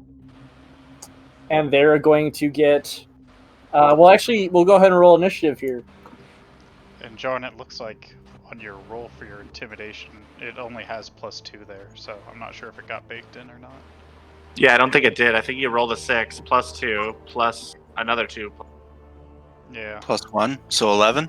Yeah, you're right. I added the +4 to investigation by accident. So never mind. Never mind that. Like even So does- lower. Does 11? Goodness, God. No, 11 damn. does not do it. Second Very time. nice.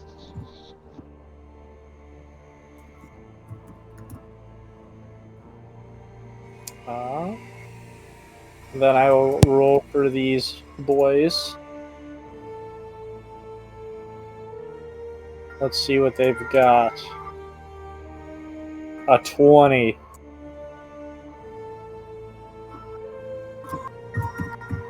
And then I'll go ahead and roll for the Hound as well, since he is a different entity. 13. Okay, so first up will be these primitive thralls. Next up will be Yumi. Next up, Jarnafelt. Okay, and let me bring this volume down a little bit. Okay, so the first primitive humanoid with the hunchback and the simple hand axe will, as I have said, order the Starved Town forward, but will also run into the battle and will attempt to jump and pounce on top of you, both claws raised and ready to sink themselves into your flesh. So he's going to make a grapple attack against you.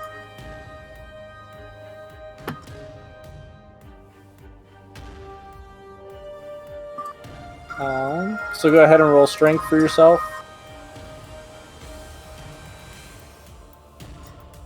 Nice. Okay, so it's going to jump onto you and then slowly just scrape down your shield as it misses and begin gurgling to itself. And the next one will also head forward and try to slam into your armor with 2 hand axe attacks.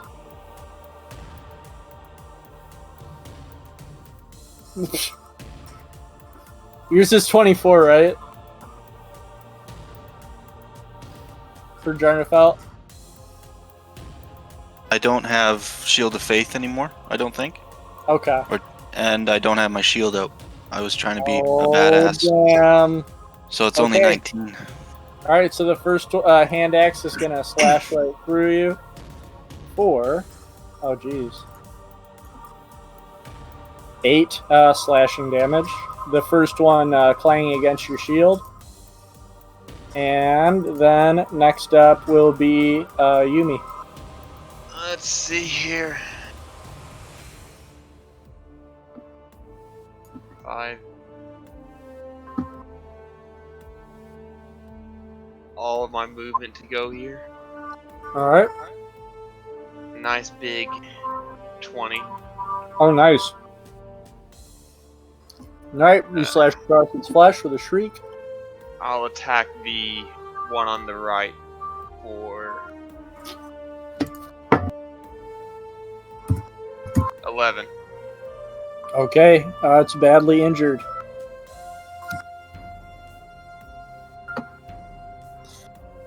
And begins hollering in pain. Anything else? A punch Nice. for 7. Okay. I hear a crack against its skull, and it once again begins moaning in pain. That's my turn. Sort of whimpering like a creature. And next is Jarnafelt. I will drop one machete and then unsling my shield, which Okay. doesn't take an action, right? I think taking your shield. No, yeah, Just object interactions, since he dropped yeah, it. I wouldn't. And then I will make an attack with the other machete. Okay, go for it. Oh my fucking Christ! There it is. There it is. Oh, that's 2. All right, you slam it down with an explosion of dust and dirt. I'm attacking crippling the its uninjured bones. one. Okay, and how much damage are you gonna deal to it? Smite. Add a divine. Yeah, add a divine smite to that. Okay. You owe it to us to roll those dice. It And then should go ahead roll. and add the fire damage to that as well. Double lump. 2d4. 2d4. Yep. One-handed hellish cleave. 2d4 or 1d4? 2d4 Two. because 'Cause it's it's doing crit. it twice. Oh, Oh, crit. So that's a 2. are these creatures undead too? Please let them be They're undead. not. We want the numbers. Oh, not So 4d8? yeah, 4. just 48.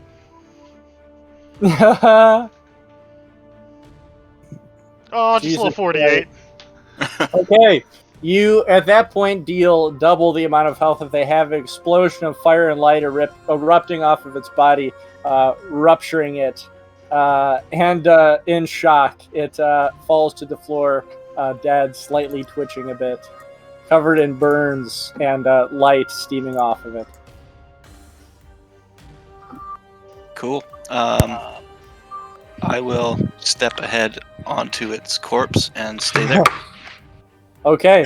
The Starved Hound is going to begin snarling and is going to make 2 bite attacks against you. Okay.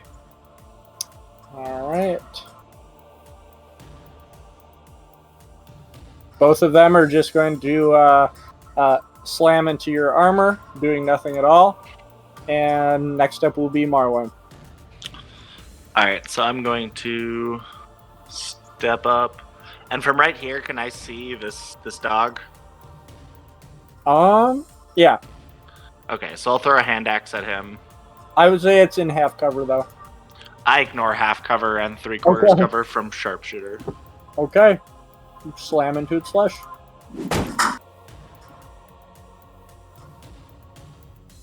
Alright. It is gravely injured and whimpering. Alright, and then I'm going to step back, go right here. I'm going to use my bonus action to allow Anvil to make an attack. And then I'm going to end my turn, and Anvil go ahead and step up to right there and make an Okay. attack against the dog.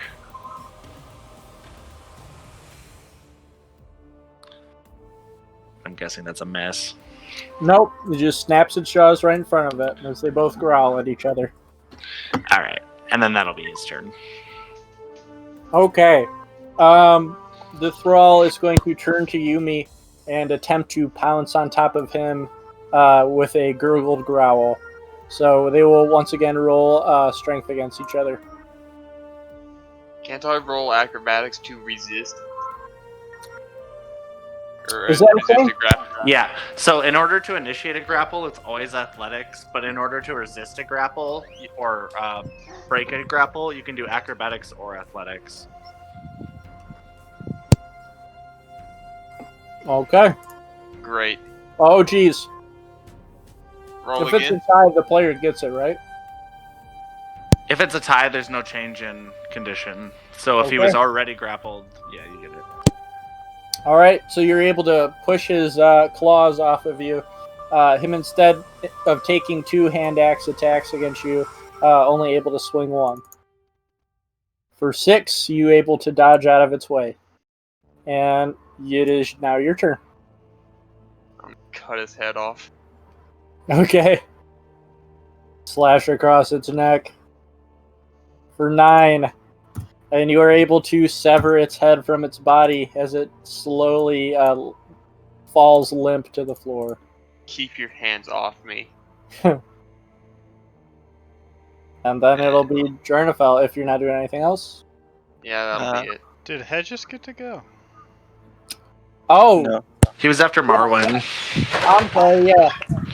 Crit fail, you just don't go this combat. Go ahead. Alright, I will move Dawn up here. I'll take, since I have the Cavalier, 5 feet of movement to hop off.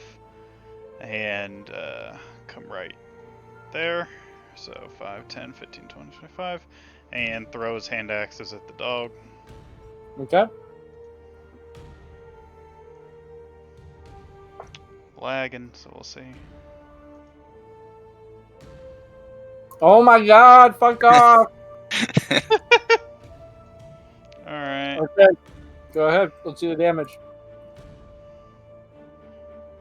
That's for the first one. With that first For the attack, second one. it is going to sever its neck and bleed out and die.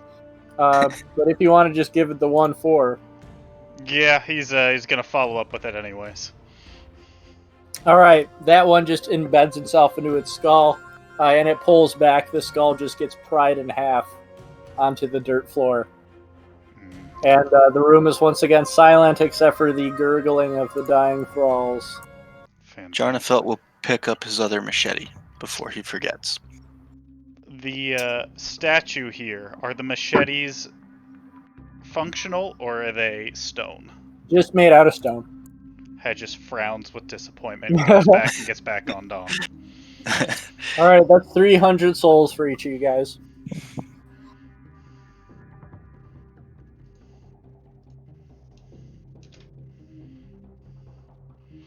Alright. And they're not going to be carrying anything on them. Just some poor creatures. Hedges says, might want to scour the room. Especially that there statue. Yeah, I don't know. My investigation's not awesome. It's -1. So if somebody else wants to take a peek, I guess I'll look over the statue for anything out of the ordinary. And what kind of roll are you making? Just investigation? Uh-huh. Very nice. Okay. Yep. It just appears to be a crafted stone statue in the form of a Capardina. To you. were those? So maybe I should take a look? Yeah. Okay, I cast guidance on myself. And then I'm going to investigate. So 24. Oh, nice. Okay, upon further investigation, you can see spindly thorns, brownish black charred thorns that are growing from beneath the stone statue. The statue itself seeming to provide the soil with a sort of sickness that lets it create these thorns that spin around the bottom of this stone statue. Maybe we should destroy this thing. Can Jarnafelt make an investigation or a perception on this before we destroy the statue? I'm all for destroying the statue as well. Does it matter which one? Whatever one you. Which one do you want to do? Perception. Okay. With an 11, you can tell this is a human female body, female skeleton, and that its rib cage had been cracked open. Looks as if the heart was pulled out. Yummy. Okay. But other than that, nothing else.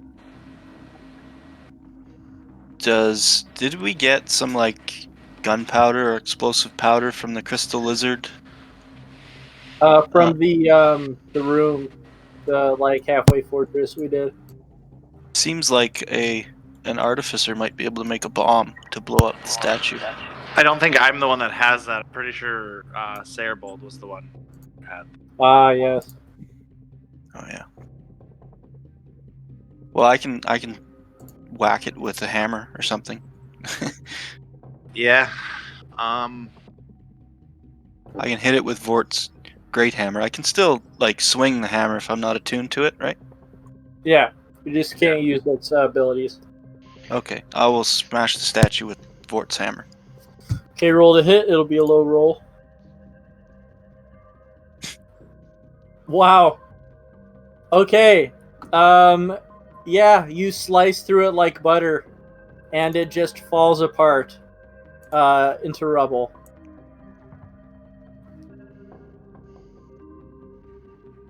Nothing in the rubble, or Nope, do it's just the stone statue, and it just crumbles to dust. The thorns just poking through the soil beneath it. All right. I will look questioningly at Marwyn. I do appreciate that, good fellow. Jarnfelt Might as nods well. and puts away his hammer. Walking out, anvil and Whoa, toe. whoa, whoa, whoa, whoa! Bop. Morrowind, you did not notice beforehand, but there was a fine wire below your feet.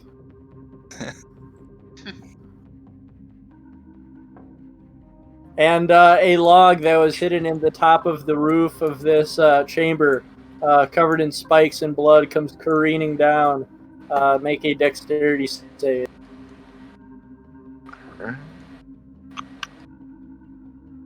Okay, sweet. So unless you have some sort of feat to prevent it, you're going to take half damage. No, I take half damage. Okay, you take 7 bludgeoning damage from this. Okay. As it then just sort of dangles there, covered in blood. It just says, "You want me to top you off, buddy?" I think I should be okay for now. I was able to avoid the brunt of the blow. Anvil, you take the lead, and he runs in front now. And they didn't find anything else in that room, did they? No. Okay. And you all happily, he happily gallops forward. Are we able to make it past this thing now, or do I have to Yeah. Okay. It has been triggered, so you're all good.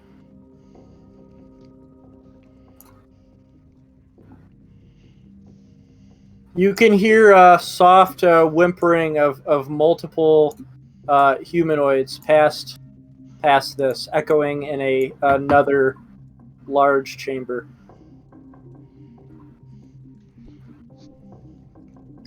Shall we continue? Reckon so. Yes. Just kind of wiping the dirt off of me from taking my tumble with this trap. Okay, let me know the order of heading forward. Gonna let the anvil kind of just round the next corner. Okay, as he does, he sits there with his tail between his legs, looking in front of him, begins to whimper, looking back to you, sort of shocked and wanting help. And before us, we see, if we were to go forward, large rusty cages holding humanoid beings, holding what looks to be mostly hollows that are cradling themselves, rocking back and forth, except for one in the corner who just has its head down, both hands grasping the bars and reflecting. We're not able to see what he looks like or what type of gear he's wearing from where we are. Jarnfelt will move up behind Anvil to see what he's whimpering about. Okay. And you begin to bark as those chimes, as he does, and looks forward at this human here who appears to not have hollowed yet. As the human looks up in shock to see a dog made of crystal looking at him. Hedges just kind of like quietly whispers from back where he's at. What is it? I guess Jarnafelt would describe the scene to everybody, so everybody knows, and then look at Marwyn to see what he wishes to do with Anvil. Well, no harm proceeding forward, and he would kind of just direct Anvil to go ahead. Okay. I think Anvil would immediately run to this humanoid and begin barking and whimpering, seeing that this humanoid is trapped in a cage. And this bald, middle-aged human in torn-up leather armor would slowly bend down to greet the dog and hold his hand out for your dog to try to sniff, even though he has no nose. And he would begin to softly pat Anvil's head. Jarnafelt will move into the room, but he's going to go sort of wide around that hollow. Marwyn walks up behind Anvil, kind of like pats him and just says, "And who are you, good sir? My pet here seems to have taken a liking to you."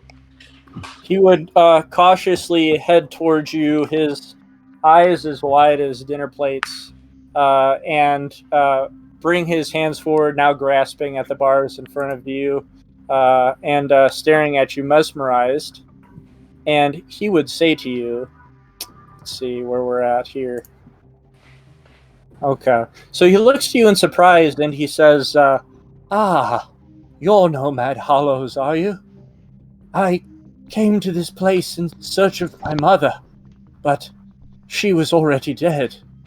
My name is Grey Rat of the Undead Settlement, and I wish to escape this dreadful pit. If you help me out of this cage, I'll be sure to repay you in kind. What do you say? Happily, good friend. And, so... Did he say Grey Rat? He sure did. So did we know that Patches was pretending to be Grey Rat, or did he take off that? He named himself that the first time. Yeah, we he met him. did. Yeah, he said, I am Patches the Hyena. But was he wearing Grey Rat's thing? The last time that you saw him, he was wearing blue sentinel armor, and the first time he was wearing black leather armor, charcoal black leather armor with a sort of leather shoulder pad strapped across his body. So he was wearing something completely different. This guy seems to have a sort of like a shredded chainmail scarf around him, and so we would know that leather armor. We would know that this is not the same guy that gave us the cursed weapons. You very much so would. Okay. He is a balding, middle-aged man with wrinkles across his head. So I guess I would try and pick the lock. Okay. Go ahead and make that roll. Nice. As he's doing that, Hedges says, "How common a name is Grey Rat?" He would say, well, not common amongst others, but it was definitely a common name where I came from. Many people knew who I was. And you would untrap him from his cage, I'm assuming step back so he could get out. And he would look cautiously to his left and to his right, and slowly stand out of the cage and shakily begin dusting himself off. He would give you a low bow and say, I am in your gratitude. Thank you very much for saving me, but we are not quite out of this mess yet. Jarnafelt would say, we have met a man who called himself Grey Rat before. He was not a nice man. And then just sort of stare at Grey Rat. He would furl up one eyebrow and begin to sort of stroke his chin, even though he has no hair to call to, and say, I don't know very many men who would look to me with distaste enough to impersonate me. I grew up in Lothric Castle as a man of the people. I was sort of a savior of the poor. There's very few people who I think might have the depravity to do such a thing to my name. Hedges just kind of pauses and says, "Well, this sounds very much like the Grey Rat that we met previously." Do you judge everybody by their names? Hedges says, "Only the ones that try and kill me, and come from a similar background, and arrive in places where I don't expect them." Well, I will reward you, as I have said, if we all make it out of here alive. And I promise to take up arms while we're down here. There are many frightening sights and beings living in this dark place. They call themselves a family, and they pile up the bones of the dead to add to theirs. Hopefully that in the afterlife we would become servants to them. Not quite a fate that I had in mind for the remainder of my sunsetting years. If you would so help me, there is a butcher of the dead behind that door who has taken my belongings, my dagger, my short bow, and my hood to hide my identity. We must take them back from her, and I will reward you. And then How Hedges did grumbles, said, "With magic items." What did Hedges say? And Hedges grumbles and says, "Oh, I bet with magic items." But kind of grumbles it low under his breath.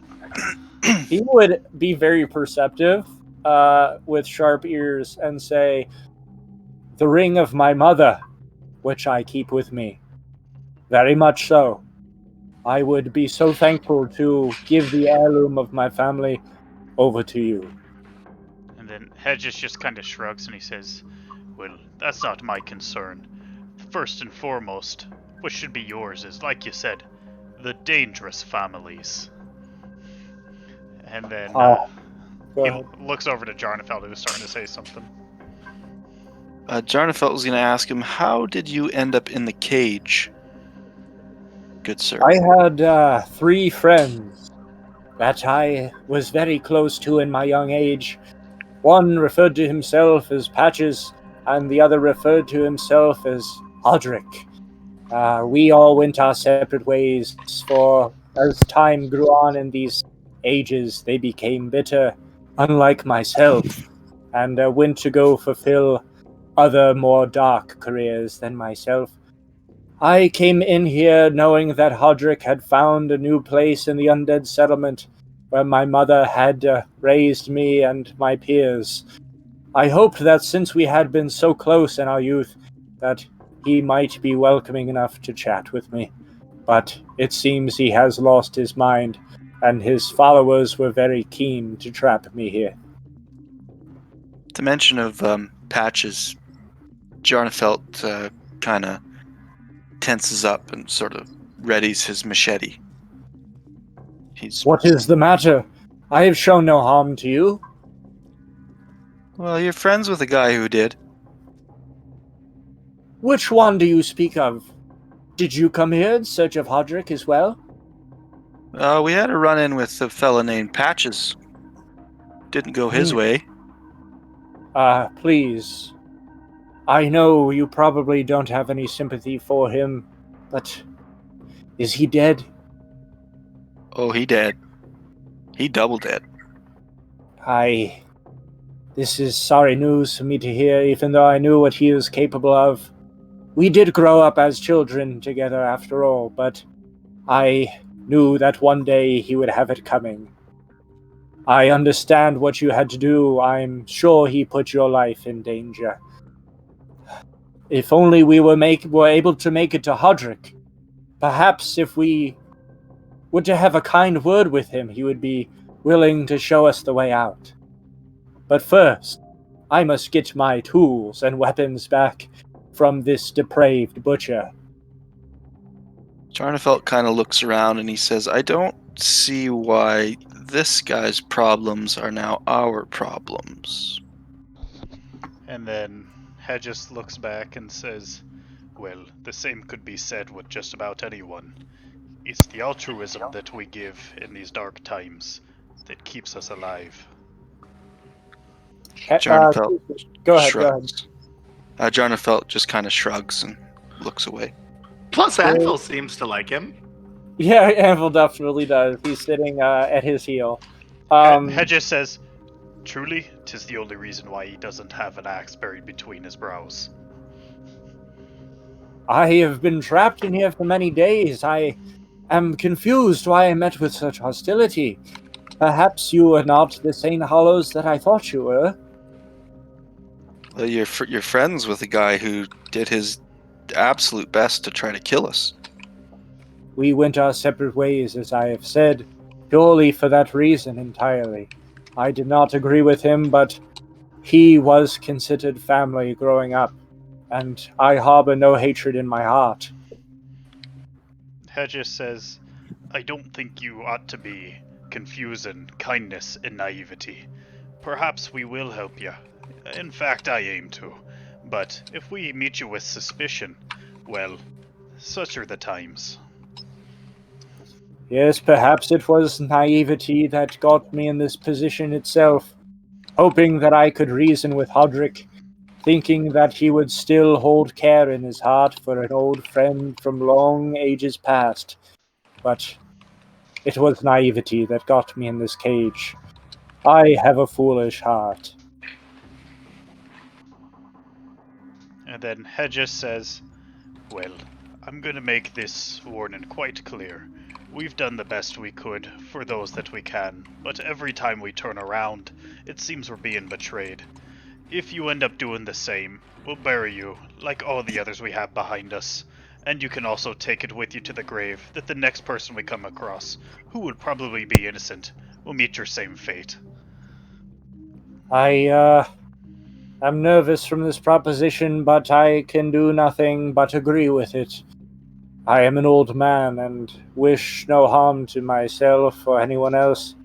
I wish to die in peace. I owe you whatever I can for saving me here, and I will help you out of this wretched place. And he looks behind him and points to this wooden door, as you can hear the echo of steel smashing into bone behind it.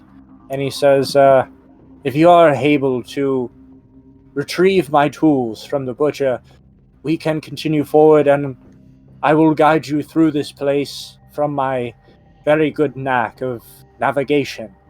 I was, after all, a thief for the people back when living in Lothar Castle.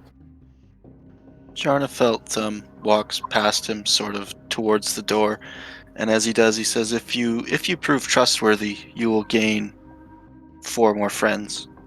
And Hedges says, "Just so." 5 go ahead. friends, good sir. 5, indeed. He would look down to Anvil and quiver a small smile and pat him on the head once more, and he will say, "You will have no trouble from me." And from that point, we will either discover what is past this wooden door, as he speaks of this butcher, whoever he is, or just continue forward, happily okay with the fact that Grey Rat does not have any tools or weapons on him, and do whatever you want henceforth. Jarnefeld's heading towards the door, unless somebody stops him. Okay. So if you guys were wanting to see what's behind this door, we can, or we can leave it a surprise for next session since we are 10 minutes over. What is it that you guys want to do? I'm good with whatever. I'm good with whatever as well. Your call. What about you, Brian? I think it kind of does depend on time. If it's going to take like 20, 30 minutes, totally cool. But if it's going to be like another hour, we might have to wrap up. Oh, My sure. wife might kill me. I would say it would take under 20. Oh, even. Totally cool. So yeah, awesome. All right, so we hear the scraping of steel against bone and the snapping of bone behind this small wooden door that is caked in dried blood. As we see large footsteps of heavy boots leading behind it. And what is it that we are going to do here. Jarnefelt is going to be like scuffing his foot on the ground, preparing to charge the door. Okay. Hedges is going to nudge Donna up, and as soon as he opens up the door, or opens up behind him, he's going to throw one of his hand axes over Jarnefelt's shoulder, trying to catch whatever's on the other side. Okay. Yep. Marwin's gonna get a hand axe ready as well, and Anvil's gonna walk up to the doorway. All right. So Anvil walking up to the doorways, he's just going to stay there waiting for Jarnefeld to do what he's going to do. Yep. Hedges beforehand is actually going to take out the Staff of Chimes, and Nice. he's going to put Bless on Jarnefelt, Yumi, and himself. Awesome. So let me go ahead and signify that. Close on Jarnefeld and Yumi. And then back to the hand axes. Okay. So Jarnefeld, go ahead and make your charging attack at this door. If you'd like Can to do I, so. just before I do that, can I cast Shield of Faith on myself? Yeah, sure. Okay, I will cast Shield of Faith. And, yeah. And then I will charge the door. Okay. So I'm going to say that'd be 15 feet of movement to get through the door. And then roll strength to burst it open. Nice. So with your added momentum from running forward, and then what was it that you had, blessed? So do you get an extra roll for that? Add D4 on it.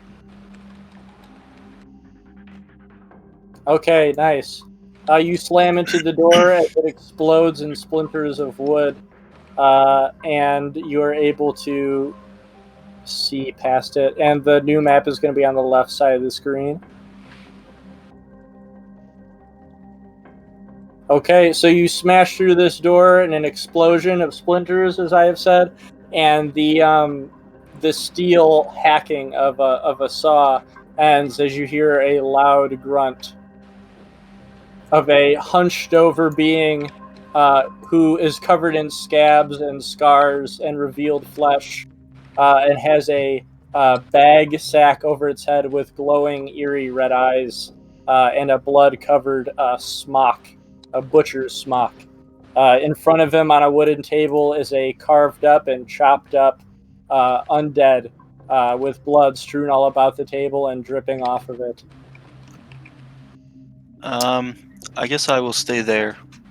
Okay. I won't move It any farther. angrily groans, raises its butcher knife, and prepares to charge forward. And that would be initiative. Hedges says, back up into this side of the doorway. Jarnefelt back up. That's the other backup. Alright, can we get another nat 1? I got a 4. Close. Oh.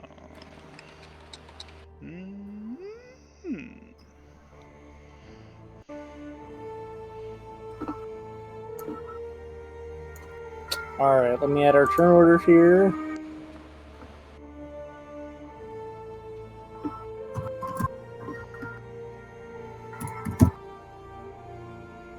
Morrowind got a 7, Hedges got a 20. And then we will roll for the Butcher.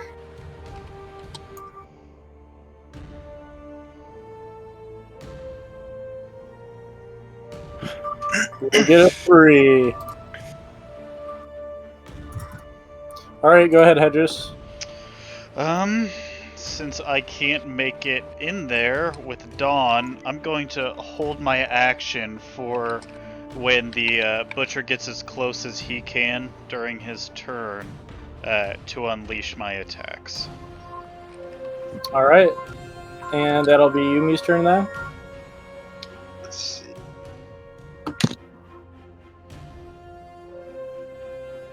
I'm going to ready an action for when it comes here to attack it. Okay. Whoever has a higher dexterity or whoever chooses to wants to go first, Jarnfeld or Marwa. I have Doesn't- 0 dex, so yeah, it doesn't matter. It doesn't matter to me. You can go ahead. Okay. I'm gonna hold an action to attack when it comes within range. Okay, go ahead, Marwa. All right, so I'm gonna hold an action to cast Fairy Fire on, centered right here when it steps within range. So like right there. All right. Let me go ahead and signify that for when it happens. Okay. Is it a 10-foot? No, here I'll link it. It's 20 feet. Okay. So would it There it be is. like there then? Yeah. So I'm gonna get one without that stupid dot in the center. Okay, cool. Okay, so with a angered and crazed grunt, the butcher is going to rush forward in heavy leather boots. And he's going to pass by your fairy fire. All right, so he has to make a dex save. DC 13. Okay. Oh, oops. Alright, he doesn't make it. And so what happens, He's covered in like a purple or like a blue glowing light, and we all get advantage on attack rolls against him. Oh, nice. So in this explosion of magic light, he grunts and shields his eyes, then shakes it off and continues going to forward, not knowing what happened to him. And he is going to stand in place, dig his leather boots into the ground, and just begin tauntingly dragging his butcher knife against the rock wall with the shrieking sound that a knife would make against rock. And that would be his turn. So next up, we have this. So I'm going to go ahead and use his held action before it comes back to me. Since he's triggered that, right? Cool. Yep. So 23 with the advantage. Okay. Slashes right into him for 10, and he lets out a pained grunt. Another one. Nice. Yep, that's going to be another hit. For 11. He will action surge and throw his main one again. Oh. And Yeah, then, that's going to hit. Oh, okay. Cool. I was going to say he got the bless anyway, so. Alright. Jesus. All right. Many pained grunts from him as he bleeds through his smock. And now it's my regular turn, and the turn order is back to me now. Yep.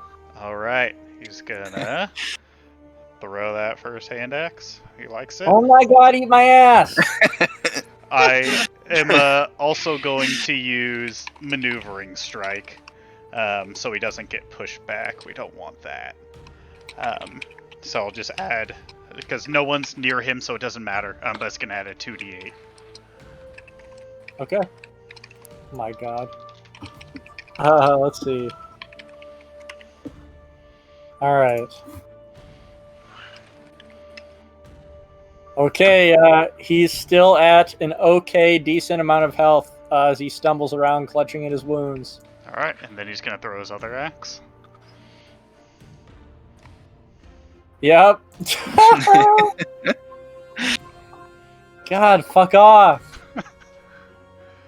And then Hedges will go, I'm getting tired. I think I'll let the rest of you finish him off. He's just like a fucking magician's bullseye board, just covered in fucking hand axes.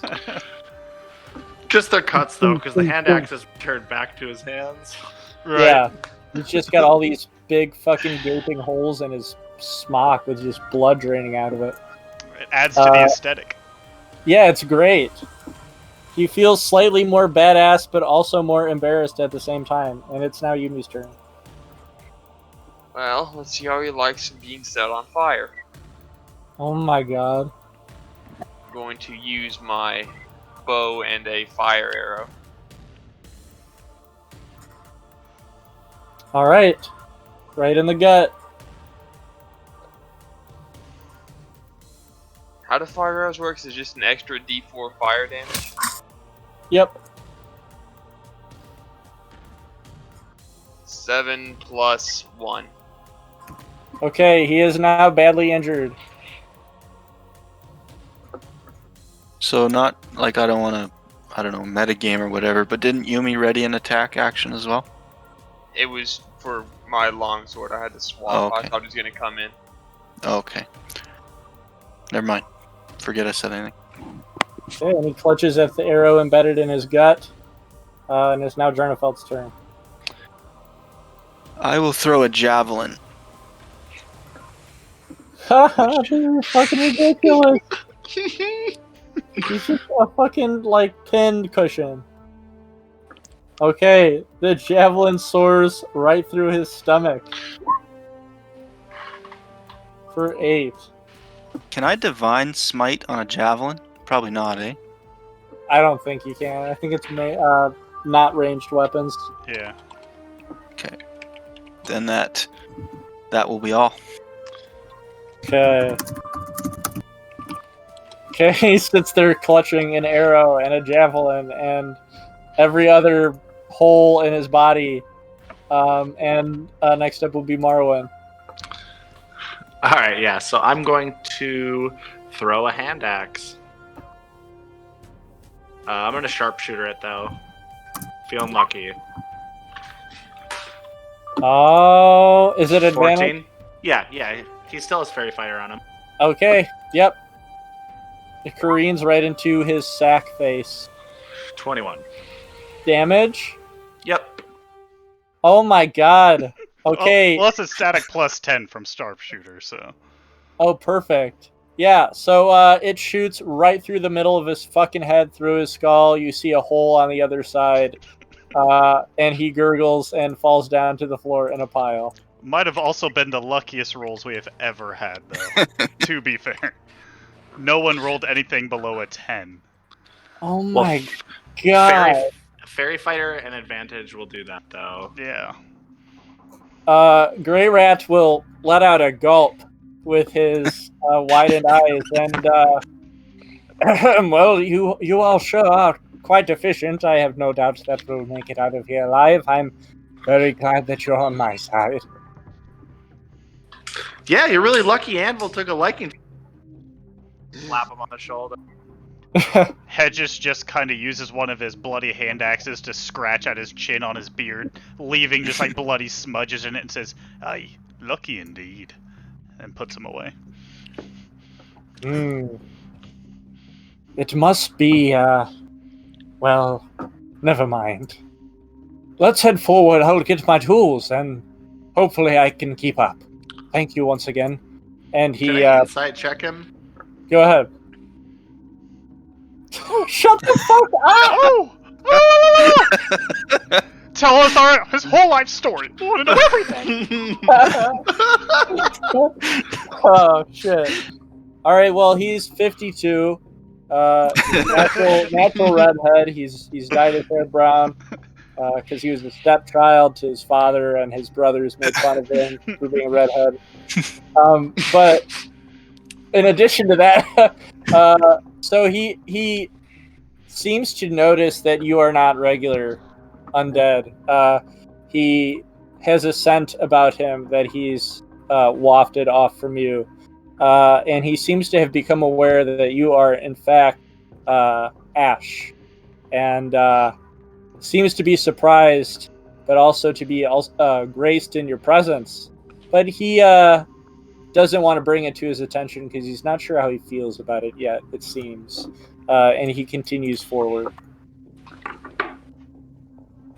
And that's when he will go into this chest, rummage around it, find his dagger, find his short bow, and find his hood. Jarnafeld's going to be keeping an eye on him as he walks in. Hedges is going to hop off Dawn and do the same thing. Be right here. And once he puts on his hood, he goes, "Ah, that's much better." and he seems to gain some confidence.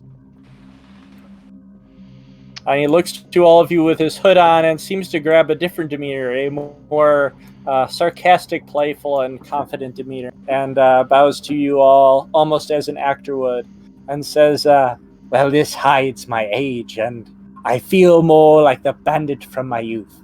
Let us continue forward. And he will follow you sneaking behind, and we will continue with the Grey Rat at our side, with his full capabilities now in hand, his hood to gain him confidence, and see what is behind the corner of this next section of the Pit of Hollows. Could we make a quick check of the butcher in this room before we... Yeah, for sure. Jarnfeld was also going to hold out his hand and say there was mention of a ring.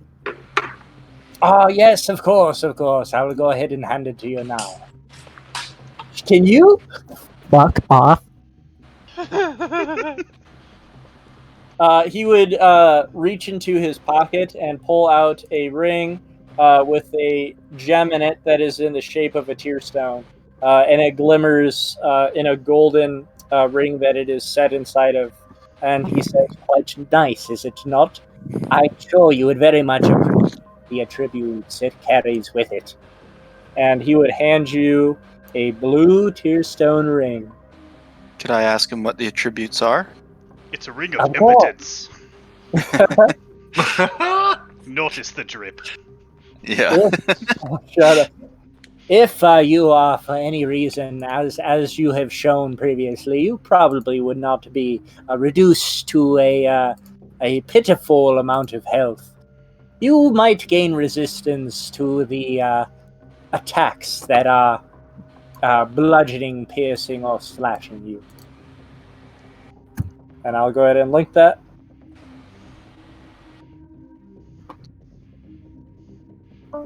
Hedges says, that'd be mighty fine for a warrior such as you. Well, yes, of course. I am definitely not the most hearty of beings, as I tend to keep to the shadows. It is quite useful. And then Hedges says, Jarnfeld tends to take a beating, so it might be a good thing. Very well. Whatever use you might feel you might have with it, I am more than welcome to hand it to you. But So what? Now, go ahead. It was just a D&D question. What does resistance mean? You take half damage. Okay, cool. So you guys are fucking geared up to the tits here. And he will say, but now, as he shines his dagger and spins it in his hand, onward and upward, shall we? And Hedges says, if a moment, if you please, Grey Rat. We're going to make a quick sweep of this room. See if there's anything else that might be worth taking. Ah, yes, most humans do indeed value treasure, which is why I made quite a career of collecting it. Hedges kind of like knocks his head. He says, humans? Who do you think we are? Humans. As it is shown that you have taken quite a liking to treasure. And then Hedges says, do you happen to be one yourself? I was once. And he would chuckle to himself cryptically. Hedges says, I don't like you. And then wants to help Morrowind and kind of nudge him and say, let's take a gander. So I'll give Morrowind aid on whatever he does. Go ahead and fucking crit again, why not? Alright, I'll cast guidance on myself. Don't try too hard now. Okay. 1 second. So 18. Okay. Okay, so on him you're going to find... let's see here. The butcher knife is of no use to you, I will say. But within the treasure chest, amongst the other scattered, rusted, and blood-covered items, you're going to find a spell scroll of silent image, a potion of climbing, and let's see.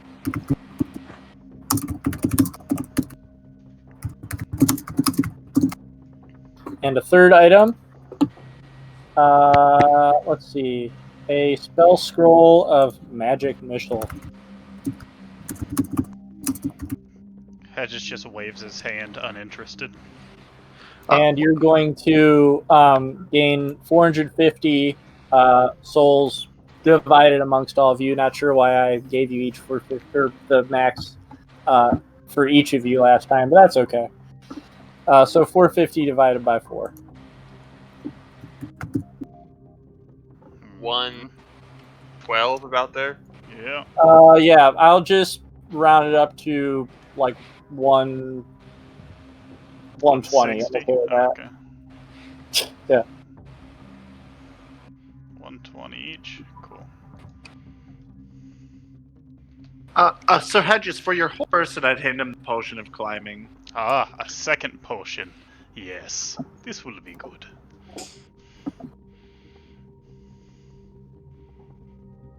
Okay, and as Grey Rat would say, once more, well, onward and upward.